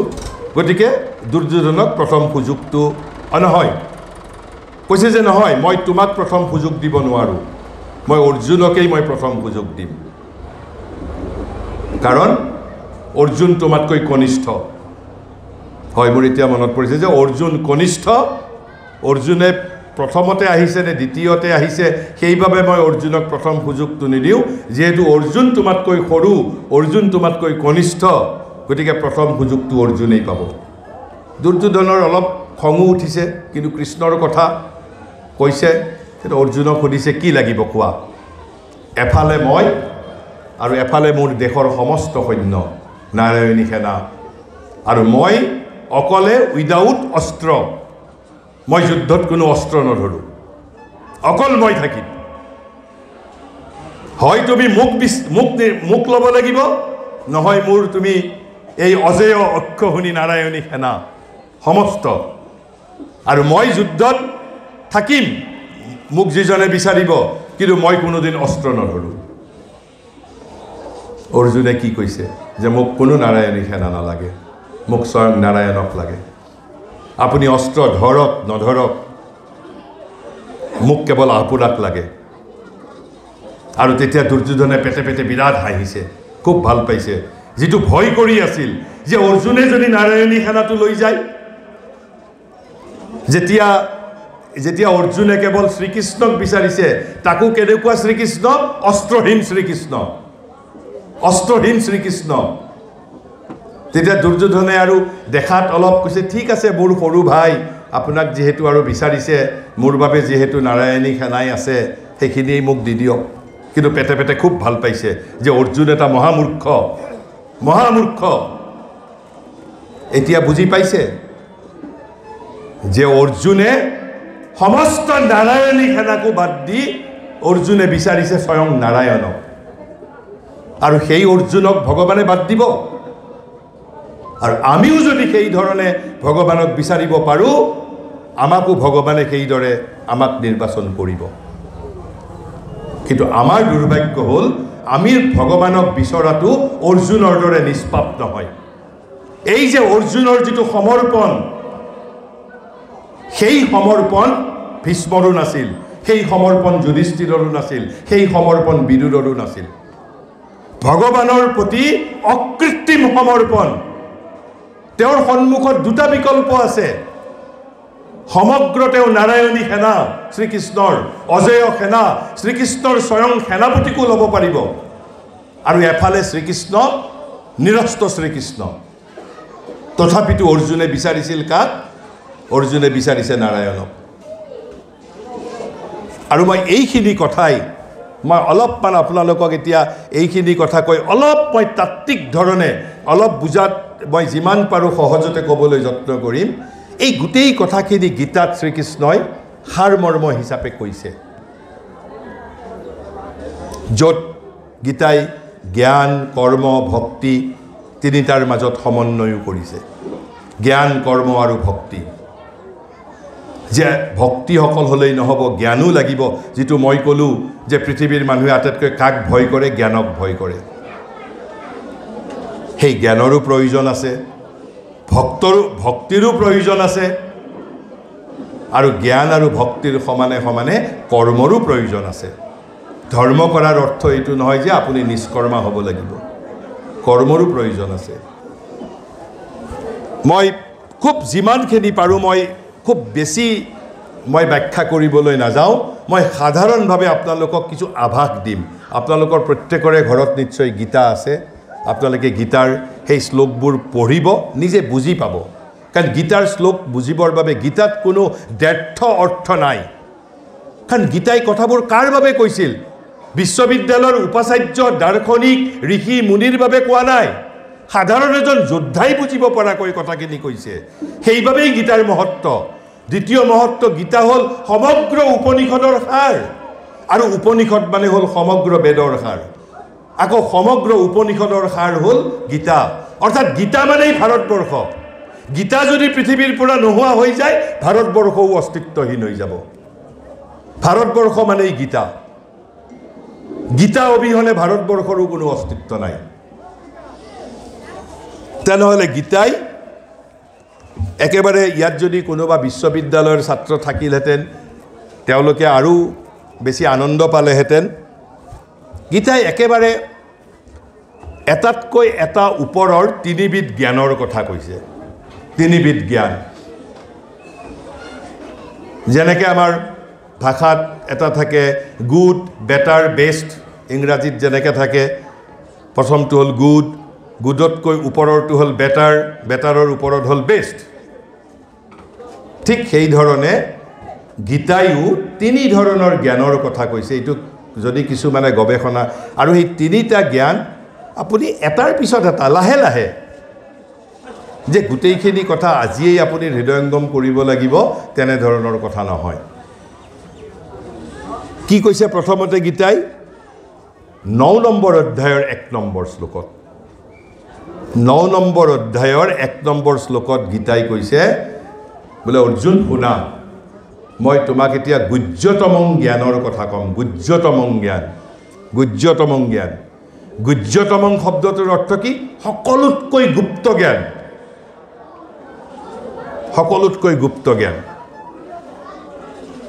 ক'ত কৈছে গীতাই 9 নম্বৰ অধ্যায়ৰ 1 নম্বৰত মই কেৱল সাধাৰণভাৱে এই গুপ্ত জ্ঞানটোনো কি 1 নম্বৰত কৈছে আৰু 2 নম্বৰ শ্লোকটোতো অলপ ব্যাখ্যা দিছে আৰু বাকি শ্লোকবোৰত 9 নম্বৰ অধ্যায়ৰ সেই ক'বলগীয়া কথাখিনি কৈছে কি বস্তু সেইটো আৰু কৈছে যে সেই জ্ঞান পালে কি হ'ব বুলি কৈছে যে এই যিটো জ্ঞানৰ কথা মই তোমাক এতিয়া ক'বলৈ লৈছোঁ কৈছে পৃথিৱীৰ ভিতৰত আটাইতকৈ গুপ্ত জ্ঞান হ'ল এইটোৱেই আৰু এই জ্ঞানবোৰ পালে তোমাৰ কি হ'ব? তুমি তোমাৰ বাহ্য জীৱনক বিকশিত কৰিব পাৰিবা আৰু নিজৰ ভিতৰৰ জীৱনটোকো বিকশিত কৰিব পাৰিবা। অৰ্থাৎ ভিতৰৰ জীৱনকো বিকশিত কৰিব পাৰিবা আৰু বাহিৰৰ জীৱনকো বিকশিত কৰিব পাৰিবা। আৰু এই গুণটো কি? আটাইতকৈ গুপ্ত জ্ঞান বুলি কৈছে, গুপ্ত জ্ঞান। আৰু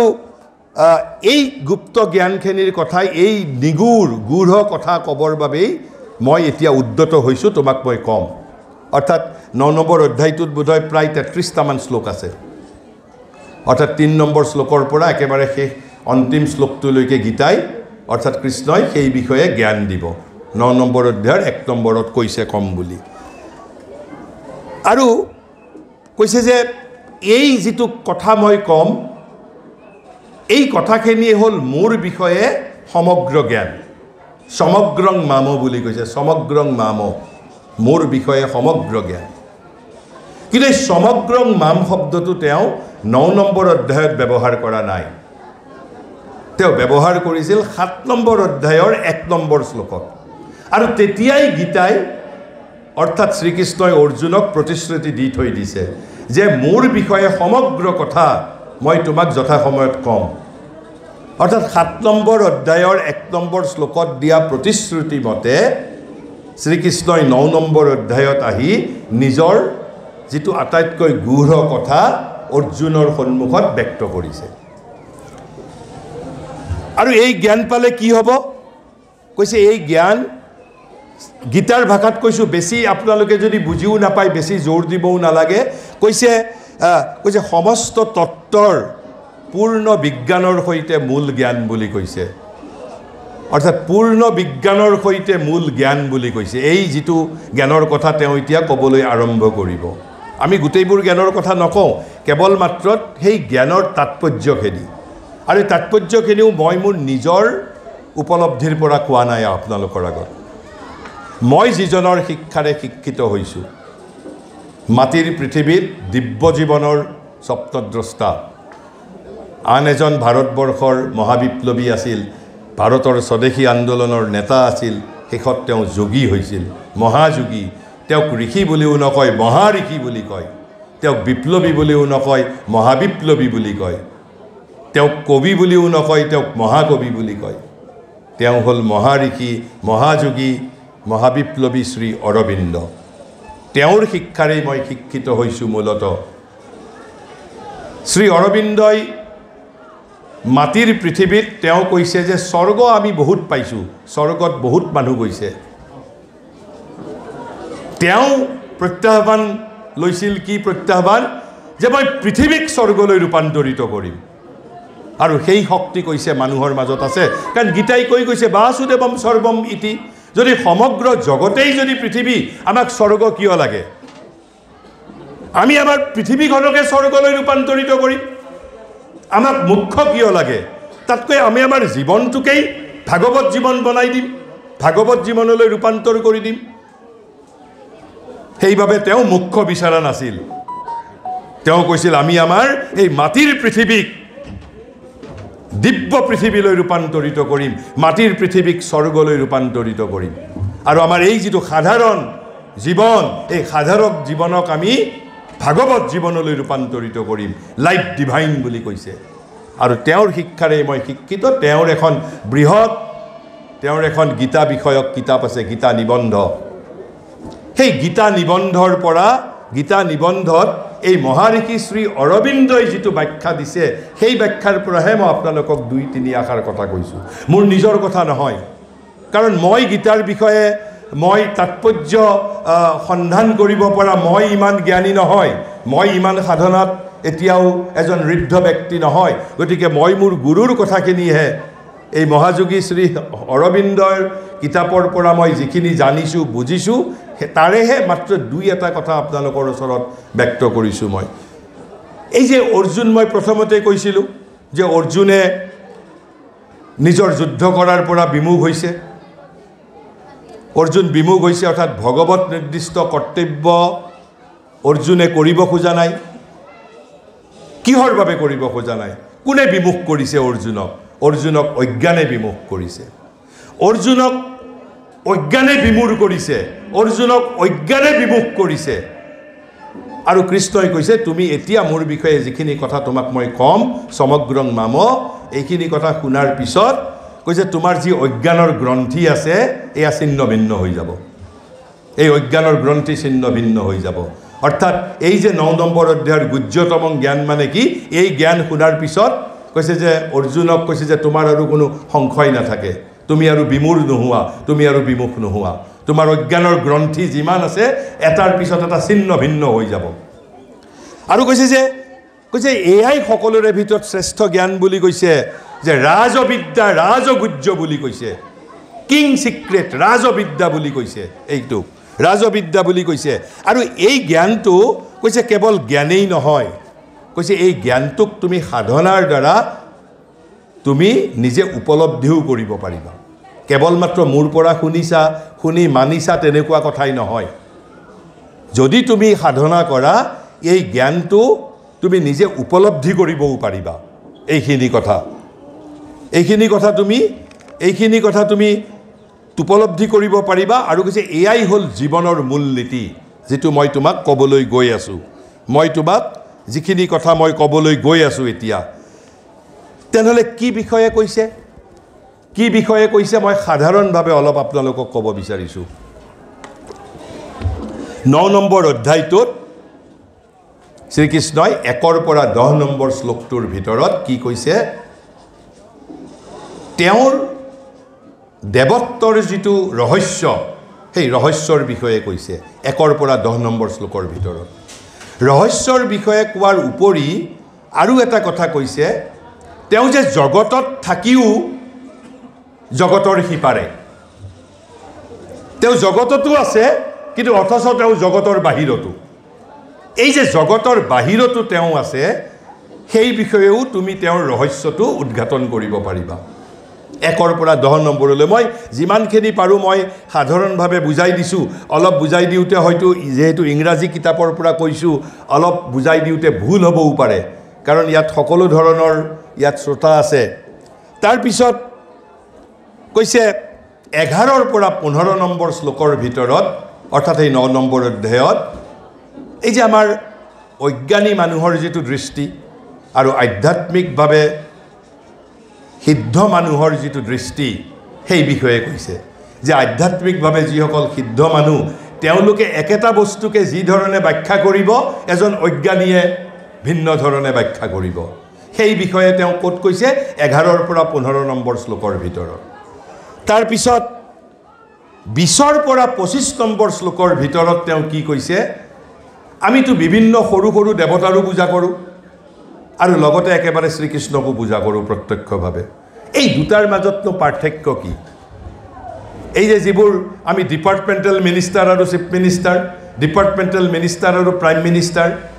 তাত তেওঁ বুজাইছে তুমি যদি প্ৰধানমন্ত্ৰীৰ লগত পৰিচয় আছে তেতিয়াহ'লে বাকী আৰু বিভাগীয় মন্ত্ৰীৰ লগত পৰিচয় নাথাকিলেও কথা নাই। আৰু কৈছে তুমি তাতকৈ একেবাৰে মূলজনক পূজা নকৰা কিয়? গতিকে তাত তেওঁ এই পাৰ্থক্যখিনিৰ কথা কৈছে। আৰু তাৰপিছত 16 পৰা নহয়, এটা ভুল হ'ল, এইটো 20 পৰা 25 কৈছে, তাৰ আগত 16 পৰা 19 ভিতৰত এই যে মই প্ৰথমতে কৈছিলোঁ বাসুদেৱম সৰ্বম ইতি, অৰ্থাৎ সমগ্ৰ জগতত যে ভগৱান বিৰাজমান, জগতৰ পশু পক্ষী গছ লতা পুখুৰী পৰ্বত পাহাৰ, অকল আপোনালোকৰ হিডাল বৃক্ষতেই নহয়, প্ৰহ্লাদে কোৱাৰ ধৰণে অকল ৰাজসভাৰ খুঁটাটোৰ মাজতেই ভগৱান নহয়, ভগৱান সৰ্বত্ৰ বিৰাজমান, বৰং ক'ব লাগিব ভগৱানেই জগত। বাসুদেৱম সৰ্বম ইতি, সেই ভগৱানৰ যিটো ভগৱান যে সমগ্ৰ পৃথিৱীত বিৰাজমান সেই বিষয়ে তেওঁ 16 পৰা 19 ভিতৰত কৈছে। আৰু 20 পৰা 25 ভিতৰত মই ক'লোঁ যে যিবোৰ নিম্ন স্তৰৰ দেৱতা আৰু একেবাৰে মূল ভগৱানক পূজা কৰাৰ মাজত কি পাৰ্থক্য। আৰু তাৰপিছত 26 পৰা 33, সমগ্ৰ এই অধ্যায়টোত 33টা শ্লোক আছে। 33 নম্বৰ 26 পৰা 33 এই শ্লোককেইটাত কি কৰিছে, কৈছে যে কেনেকৈ আমি আমাৰ সমগ্ৰ জীৱনটোক এটা আধ্যাত্মিক জীৱনলৈ ৰূপান্তৰিত কৰিব পাৰোঁ সেই বিষয়ে গীতাই ক'ত কৈছে 26 পৰা 33 নম্বৰ মই সাধাৰণভাৱে তেওঁৰ এই গুহ্যতম জ্ঞান মানে কি অৰ্থাৎ কোনোবাই যদি খুদে গুহ্যতম জ্ঞান মানে তেওঁৰ বিষয়ে সমগ্ৰ জ্ঞান ভগৱান কোন ভগৱানৰ বিষয়ে সমগ্ৰিকভাৱে হোল নলেজ এবাউট গড সেইটোকেই শ্ৰীকৃষ্ণই অথবা গীতাই 9 নম্বৰ অধ্যায়ৰ 1 নম্বৰ শ্লোকটোত গুহ্যতম জ্ঞান বুলি কৈছে গুহ্যতম জ্ঞান মানে কি কৈছে যে সকলোতকৈ গূঢ় কৈছে secret of all সিক্ৰেটছ of all সিক্ৰেটছ মূল উপজীব্যটো হ'ল আপোনালোকে ঘৰলৈ লৈ যাবলগীয়া বিষয়টো হ'ল যে গুহ্যতম জ্ঞান মানে হ'ল ভগৱানৰ বিষয়ে সমগ্ৰ জ্ঞান আৰু এই জ্ঞান লাভ কৰিলে কি হ'ব এই যে অৰ্জুন বিমূঢ় হৈ আছে অৰ্জুন বিমুখ হৈ আছে অৰ্জুনক কোনে বিমূঢ় কৰিছে অৰ্জুনক কোনে বিমুখ কৰিছে অজ্ঞানে কৰিছে গতিকে শ্ৰীকৃষ্ণই বুজি পাইছে যে অৰ্জুনৰ অজ্ঞানৰ যিটো গ্ৰন্থি সেই গ্ৰন্থিবোৰ বিধ্বস্ত কৰিব লাগিব ছিন্ন কৰিব লাগিব কৈছে এই মোৰ বিষয়ে সমগ্ৰ জ্ঞান তুমি যদি পোৱা তেনেহলে তোমাৰ অজ্ঞানৰ গ্ৰন্থি ছিন্ন ভিন্ন হৈ যাব তাৰ পিছত তেওঁৰ বাকি দুটা জ্ঞানৰ বিষয়ে বাৰু মই কম কিন্তু তাৰ মাজতে তেওঁ আকৌ 10 নম্বৰ অধ্যায়ৰ 1 নম্বৰ শ্লোকত এটা বেলেগ ধৰণৰ জ্ঞানৰ কথা কৈছে কি জ্ঞানৰ কথা কৈছে জ্ঞান কোৱা নাই তেওঁৰ পৰম বাক্য বুলি কৈছে পৰম বাক্য বুলি পৰমং বসহ বুলি কৈছে 10 নম্বৰ অধ্যায়ৰ 1 নম্বৰ শ্লোকত তেনে তেওঁৰ পৰম বাক্যটোনো কি এইটো গুহ্যতম জ্ঞান বুলি ক'লে 9 নম্বৰ অধ্যায়ৰ 1 নম্বৰ শ্লোকত আকৌ 10 নম্বৰ 1 নম্বৰত কৈছে পৰম বাক্য বুলি পৰম বচন বুলি কৈছে সেই পৰম বচনখিনি কি তাৰ মূল কথাটো হ'ল পৰম বচন মানে হ'ল এইটো মহাৰিষি শ্ৰী তৰবিন্দই কৈছে যে এই যে 9 নম্বৰ অধ্যায়লৈকে তেওঁ যিখিনি কথা ক'লে 9 নম্বৰ অধ্যায়লৈকে তেওঁ যিখিনি কথা ক'লে সেই কথাখিনিকে তেওঁ আকৌ এবাৰ ব্যাখ্যা কৰিছে 9 নম্বৰ অধ্যায়লৈকে যিখিনি কথা ক'লে সেই কথাখিনিকে তেওঁ পুনৰ এবাৰ ক'বলৈ বিচাৰিছে ৰিভাইজ কৰিব বিচাৰিছে যেনেকৈ আমি কেতিয়াবা আমি অংকবোৰ ৰিভাইজ কৰোঁ তেনেকৈ আকৌ ৰিভাইজ কৰিব খুজিছে কেৱল মাত্ৰ ৰিভাইজ কৰিছে গতিকে এইটো কোনো নতুন কথা নহয় পৰম বাক্য একেলগে তেওঁ 9 নম্বৰ অধ্যায়লৈকে যিমানখিনি কথা কৈছিল সেইখিনি তেওঁ পুনৰ এবাৰ ক'ব বিচাৰিছে আৰু কৈছে যে ভগৱানৰ প্ৰতি প্ৰেম ভগৱানৰ আনন্দ অনুভৱ কৰা ভগৱানৰ প্ৰতি প্ৰীত হৈ থকা এয়াই কৈছে ভক্তিৰ মূল তত্ত্ব বুলি কৈছে এই যে আমি ভাগৱতত ভক্তি তত্ত্ব পাওঁ এই ভাগৱতৰ ভক্তি তত্ত্বৰ মূল কথা কি এই মূল কথাটো হ'ল ভগৱানৰ যি আনন্দ সেই আনন্দ অনুভৱ কৰিব পাৰিব লাগিব ভগৱানৰ প্ৰতি প্ৰেম ভগৱানৰ প্ৰতি সন্তুষ্ট প্ৰীত হৈ থকা এয়াই ভক্তিৰ মূল তত্ত্ব এই তত্ত্বকেইটা যদি আমি আহৰণ কৰিবলৈ নোৱাৰোঁ তেনেহলে আমি ভগৱানক ভক্তি কৰাৰ কোনো অৰ্থ নাই তাৰ পিছত কৈছে অৰ্জুনৰ হৃদয়ত এই ভগৱত প্ৰেমৰ উদয় হৈছে আৰু সেইভাবে অৰ্জুন এতিয়া ভগৱানৰ চৰম আদেশ গ্ৰহণ কৰাৰ বাবে সাজু হৈ উঠিছে যেটো বিমুখ হৈ আছিল লাহে লাহে কাৰণ এই অৰ্জুনৰ ভিতৰত এই ভগৱত ভক্তি উদয় হ'বলৈ ধৰিছে আৰু গতিকে কৈছে যে ভগৱানে এতিয়ালৈকে যিমানখিনি কথা কৈছিল 9 নম্বৰ অধ্যায়লৈকে সেইখিনি কথাই তেওঁ পুনৰ এবাৰ আকৌ অৰ্জুনক ৰিভাইজ কৰি দিছে অৰ্থাৎ সামাৰি এটা সাৰাংশ কৈছে সেইখিনিকে তেওঁ পৰম বাক্য বুলি কৈছে কিন্তু এই পৰম বাক্য বুলি কৈছে এইটোৱেই তেওঁৰ পৰম আৰু পূৰ্ণ সত্য আৰু কি কয় পূৰ্ণ সত্য কিন্তু এই সত্যটোনো কি এই কথাটো জানিবলগীয়া কথা পুনৰ অৰ্থাৎ 9 নম্বৰ অধ্যায়লৈকে যিখিনি কথা কৈছে তাৰ সাৰমৰ্ম কি সেই সাৰমৰ্মটোৰ বিষয়ে আমি জানিব লাগিব মই একেবাৰে সহজভাৱে কৈছোঁ সাৰমৰ্মটো হৈছে তেওঁ কৈছে সাৰমৰ্মটো হৈছে কৈছে যে পৃথিৱীত যিমান বস্তু আছে একেবাৰে মানুহ পশু পক্ষী গছ লতা পুখুৰী নদী কবিতা ৰাজতন্ত্ৰ ধনতন্ত্ৰ ৰাজনীতি সমাজনীতি জগতত যি বস্তুৱেই আছে কৈছে এই সকলো বস্তুৰে পৰম উৎস শ্ৰীকৃষ্ণ পৰম উৎস ভগৱান কৈছে ভগৱানক আপুনি জানিব লাগিব কিন্তু কি হিচাপে জানিব ভগৱানক প্ৰধানমন্ত্ৰী হিচাপে জানিব নে ৰজা হিচাপে জানিব নে সাহিত্যিক হিচাপে জানিব নে কবি হিচাপে জানিব এই পৰম বাক্যত শ্ৰীকৃষ্ণই কৈছে তাৰ অৰ্থটো নিহিত অৰ্থটো কৈছে যে জগতত যি বস্তুৱেই আছে আনকি আজি এই মাইকটোৰো যিটো উৎস কৈছে জগতত যি বস্তুৱে আছে তাৰ পৰম উৎস আৰু ভাগৱত উৎস দিব্য উৎস সেই উৎসৰূপে ভগৱানক জানিব লাগিব এনেই সাধাৰণভাৱে জানিলে নহ'ব ভগৱান মানে কি সকলোৰে তেওঁ উৎস বীজং বুলি কৈছে সকলোৰে তেওঁ বীজ ভগৱানেই সকলোৰে বীজ সেই হিচাপে জানিব লাগিব আকৌ কৈছে কি কৈছে সমগ্ৰ জগত আৰু জগতবাসীৰ তেওঁক অধীশ্বৰ হিচাপে জানিব লাগিব অকল উৎসই নহয় তেওঁ সমগ্ৰ জগত আৰু জগতবাসীৰ অধীশ্বৰ সেই বুলিও জানিব লাগিব আৰু কৈছে জগতৰ সকলো বস্তু তেওঁৰ পৰাই উদ্ভূত হৈছে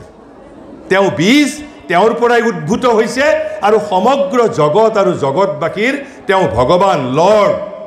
তেওঁহে প্ৰধানমন্ত্ৰী তেওঁহে ৰাষ্ট্ৰপতি তেওঁহে মুখ্যমন্ত্ৰী বাকীবোৰ মিছা মুখ্যমন্ত্ৰী মিছা প্ৰধানমন্ত্ৰী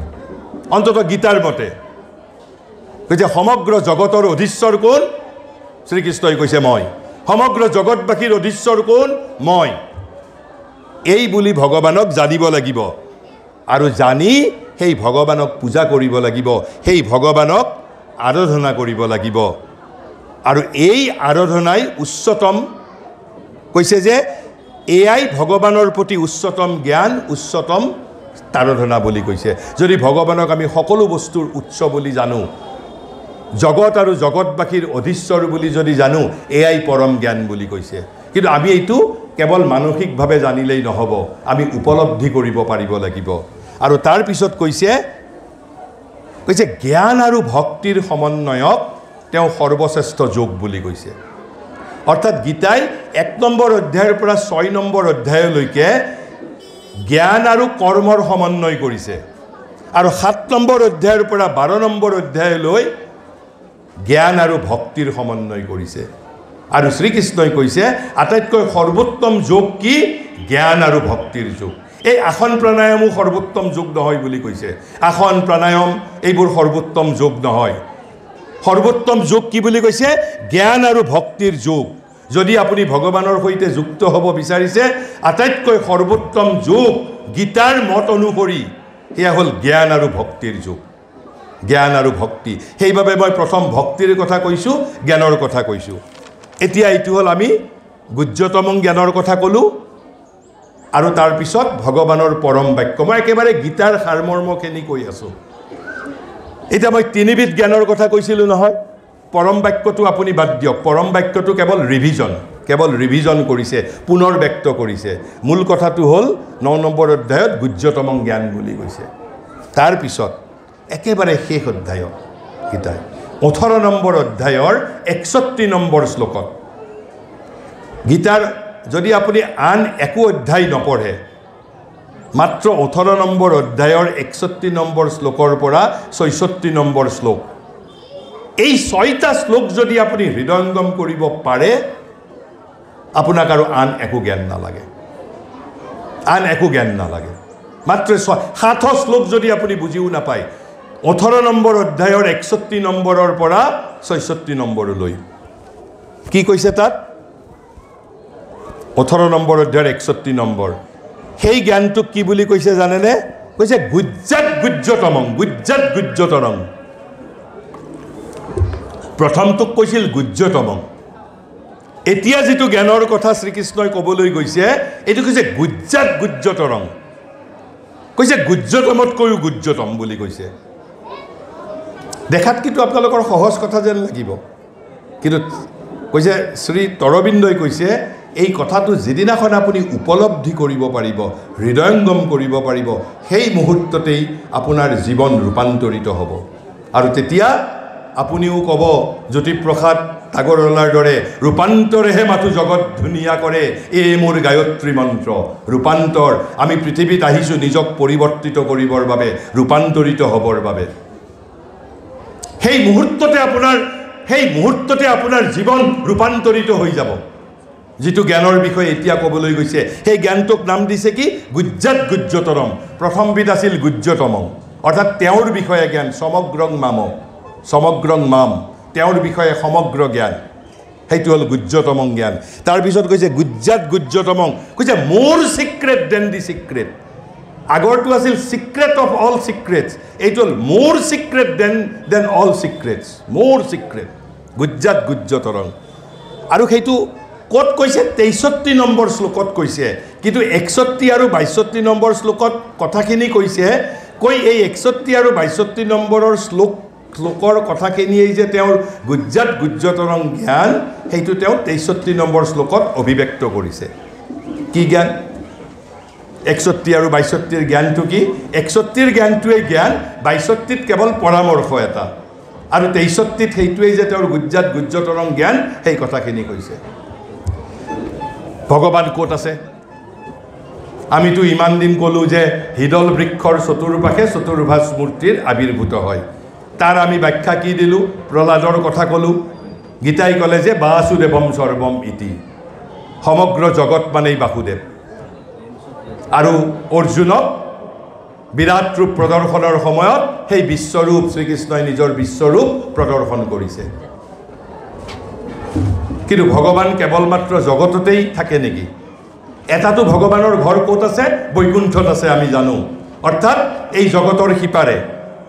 ভগৱানৰ 3খন ঘৰ আছে আমাৰতো এখন ঘৰ থাকে ভগৱানৰ থাকা জাগা 3টা আছে এটা হ'ল কি সমগ্ৰ সৃষ্টিৰ বাহিৰত অৰ্থাৎ বৈকুণ্ঠত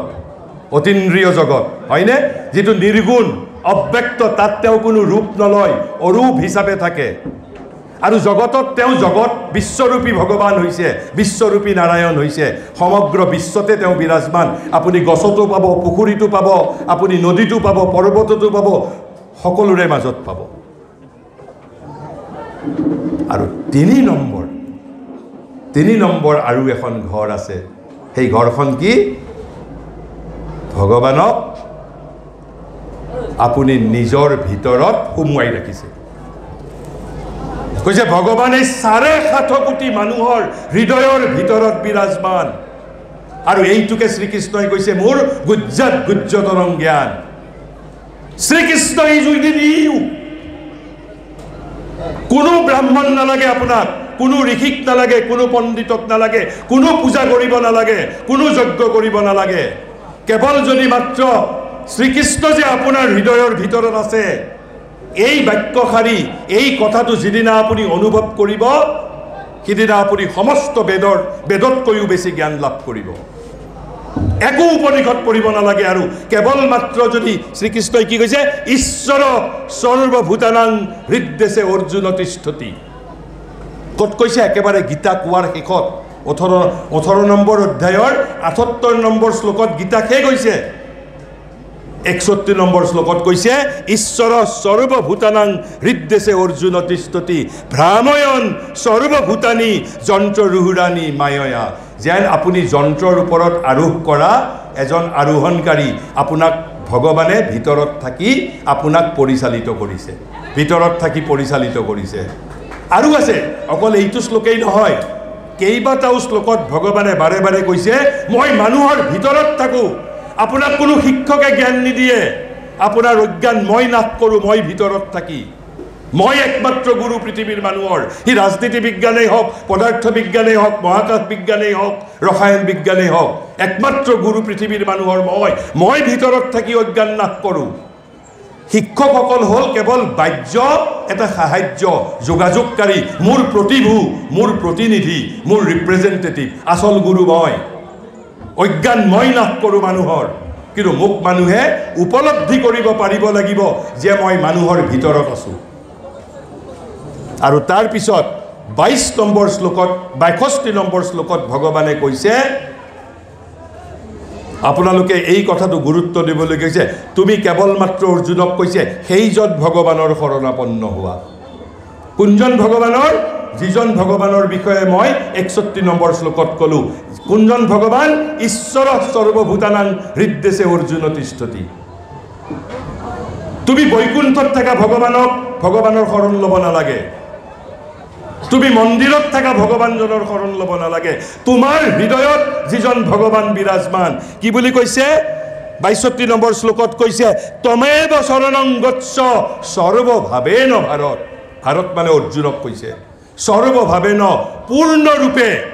কৈছে তমেব সেইজন ভগৱান কোনজন ভগৱান যিজন ভগৱান ঈশ্বৰ সৰ্বভূতানাং হৃদদেশে অৰ্জুন তিষ্ঠতি হে অৰ্জুন যিজন ভগৱান প্ৰত্যেক মানুহৰ ভিতৰত প্ৰত্যেক ভূতৰ ভিতৰত বিৰাজমান সেই ভগৱানজনৰ তুমি শৰণাপন্ন হোৱা মোৰ শৰণাপন্ন হ'বও নালাগে তোমাৰ ভিতৰত থকা ভগৱানজনৰ এয়াই হ'ল গীতাৰ একেবাৰে সৰ্বশ্ৰেষ্ঠ শিক্ষা এইবোৰ গীতাৰ ভাষ্যকাৰসকলে নকয় গীতাৰ ভাষ্যকাৰসকলে আন কিছুমান জনপ্ৰিয় কথা কয় কিন্তু মই গীতাৰ পৰা কৈছোঁ আপোনালোকে পঢ়ি যাব মই এইকাৰণে সংখ্যা নাম্বাৰ কৈ দিছোঁ শ্লোকৰ কৈছে সেইজন ভগৱানৰে শৰণাপন্ন হ'বলৈ দিছে আন ভগৱানৰ নহয় যিজন ভগৱানক we are caring within our body সেইবাবে মোৰ এই শৰীৰটো এটা জীৱন্ত মন্দিৰ জীৱন্ত থান জীৱন্ত মন্দিৰ এই মন্দিৰৰ ভিতৰত মই ভগৱানক 24 ঘণ্টাই মোৰ সৈতে আছে সেই ভগৱানক উপলব্ধি কৰিব পাৰিব লাগিব সেইজন ভগৱানৰ শৰণ ল'ব লাগিব আৰু তাৰ পিছত আহি আকৌ 63 নম্বৰ শ্লোকত কৈছে এই আছোৱা তোমাক মই যি জ্ঞান দিব লাগে সব দি দিলোঁ তুমি এতিয়া কি কৰিবা তুমি যুদ্ধ কৰিবা নকৰিবা কি কৰিবা তাৰ পিছতো কৃষ্ণই কোনো দাবী দিয়া নাই কৃষ্ণই কি কৈছে জানে কৈছে যথেচ্ছচি তথা গুৰু তোমাৰ যি ইচ্ছা তুমি তাকে কৰা কেৱল মাত্ৰ কৃষ্ণই অনুৰোধ কৰিছে এবাৰ মাত্ৰ বিবেচনা কৰি ল'বা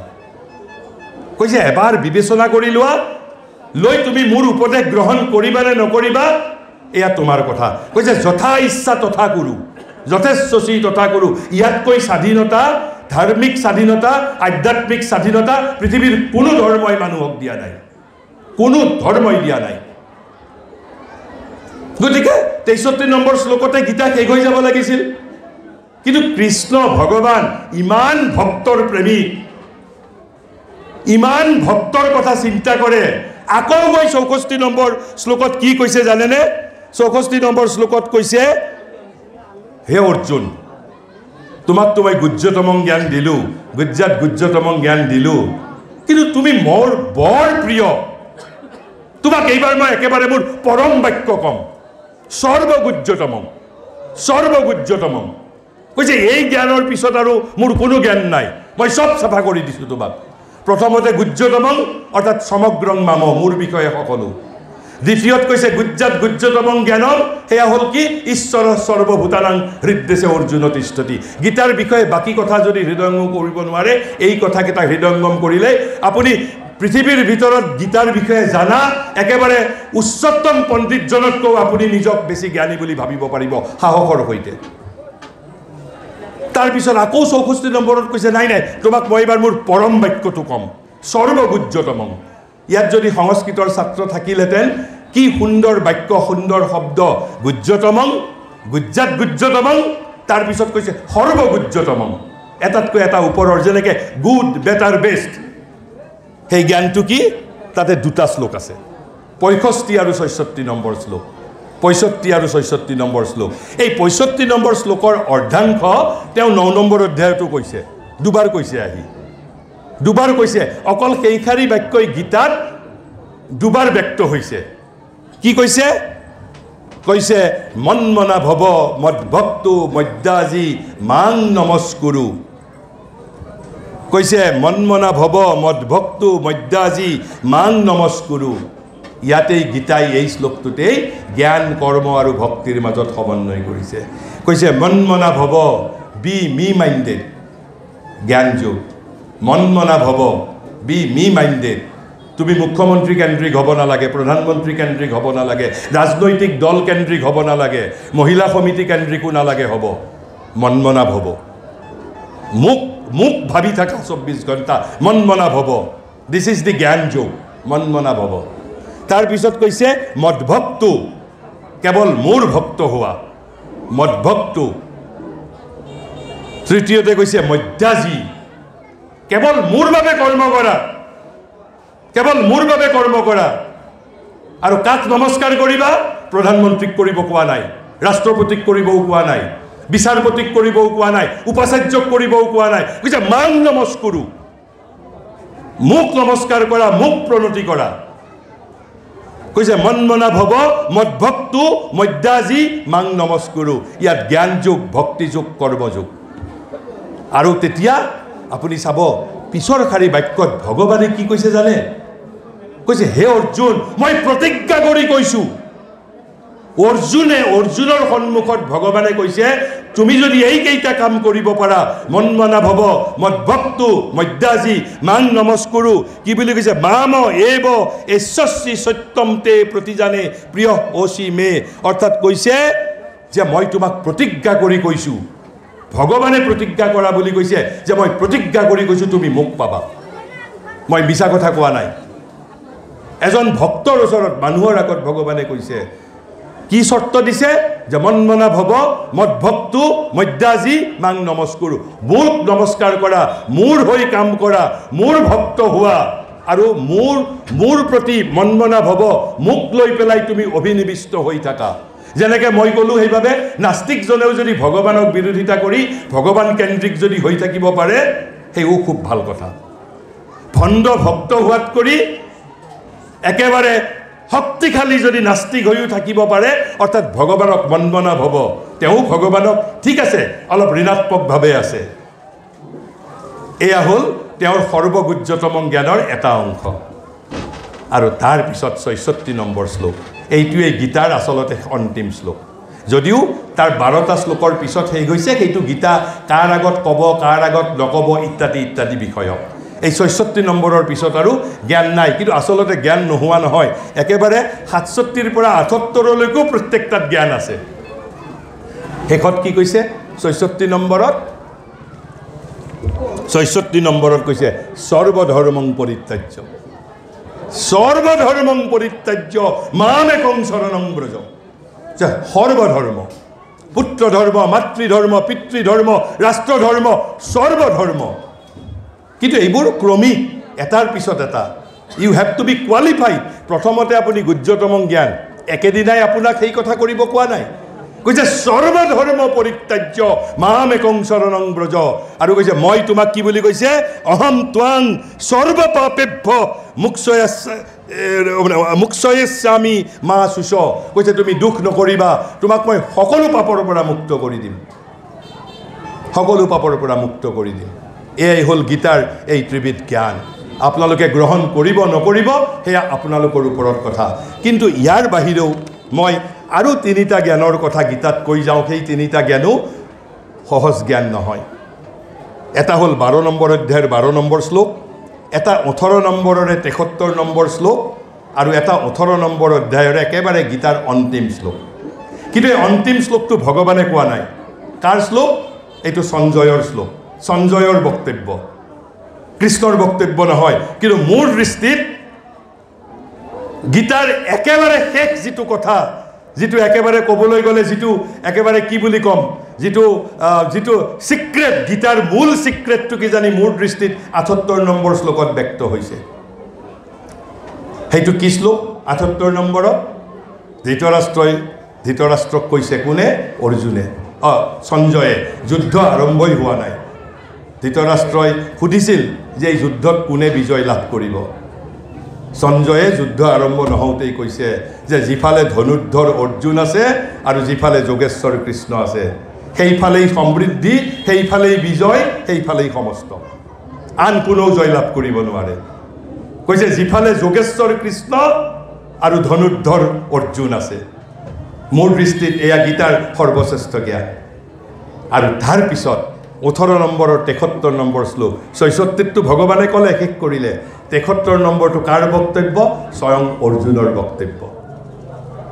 এই যে সমস্ত কথা কোৱাৰ পিছত অৰ্জুনৰ প্ৰতিক্ৰিয়া কি অৰ্জুনকতো স্বাধীনতা দিলে যথেষ্টচি তথা কৰো অৰ্জুনে কি কৰিব এতিয়া ৭৩ নম্বৰ শ্লোকত অৰ্জুনে কৈছে সখা মোৰ সমস্ত মোহ আঁতৰি গৈছে এতিয়া তুমি মোক মোৰ সকলো স্মৃতি ঘূৰি আহিছে তুমি মোক যি কৰিব দিয়া মই তাকেই কৰিম এই যে যুক্তিবাদীবিলাকে মানা কৰে যে অন্ধভক্ত হ'ব নালাগে অৰ্জুনে কৈছে মই অন্ধভক্ত হ'ম এইবাৰ কৈছে মোৰ সকলো মোহ আঁতৰি গৈছে সকলো স্মৃতি মোৰ ঘূৰি আহিছে স্মৃতিৰ লব্ধা বুলি কৈছে যে মোক তুমি এতিয়া যি কৰিব কোৱা মই তাকেই কৰিম যাক হত্যা কৰিবলৈ কোৱা মই তাকেই হত্যা কৰিম মোৰ দৃষ্টিত এয়াও গীতাৰ, যদিও এয়া অৰ্জুনৰ বক্তব্য, অৰ্জুনৰ উপলব্ধি। আৰু তাৰ পিছত 12 নম্বৰ অধ্যায়ৰ 12 নম্বৰ শ্লোকত সেইটো কথা কৈ মই মোৰ বক্তব্য শেষ কৰিম। আপোনালোকৰ প্ৰশ্নও উঠিব পাৰে।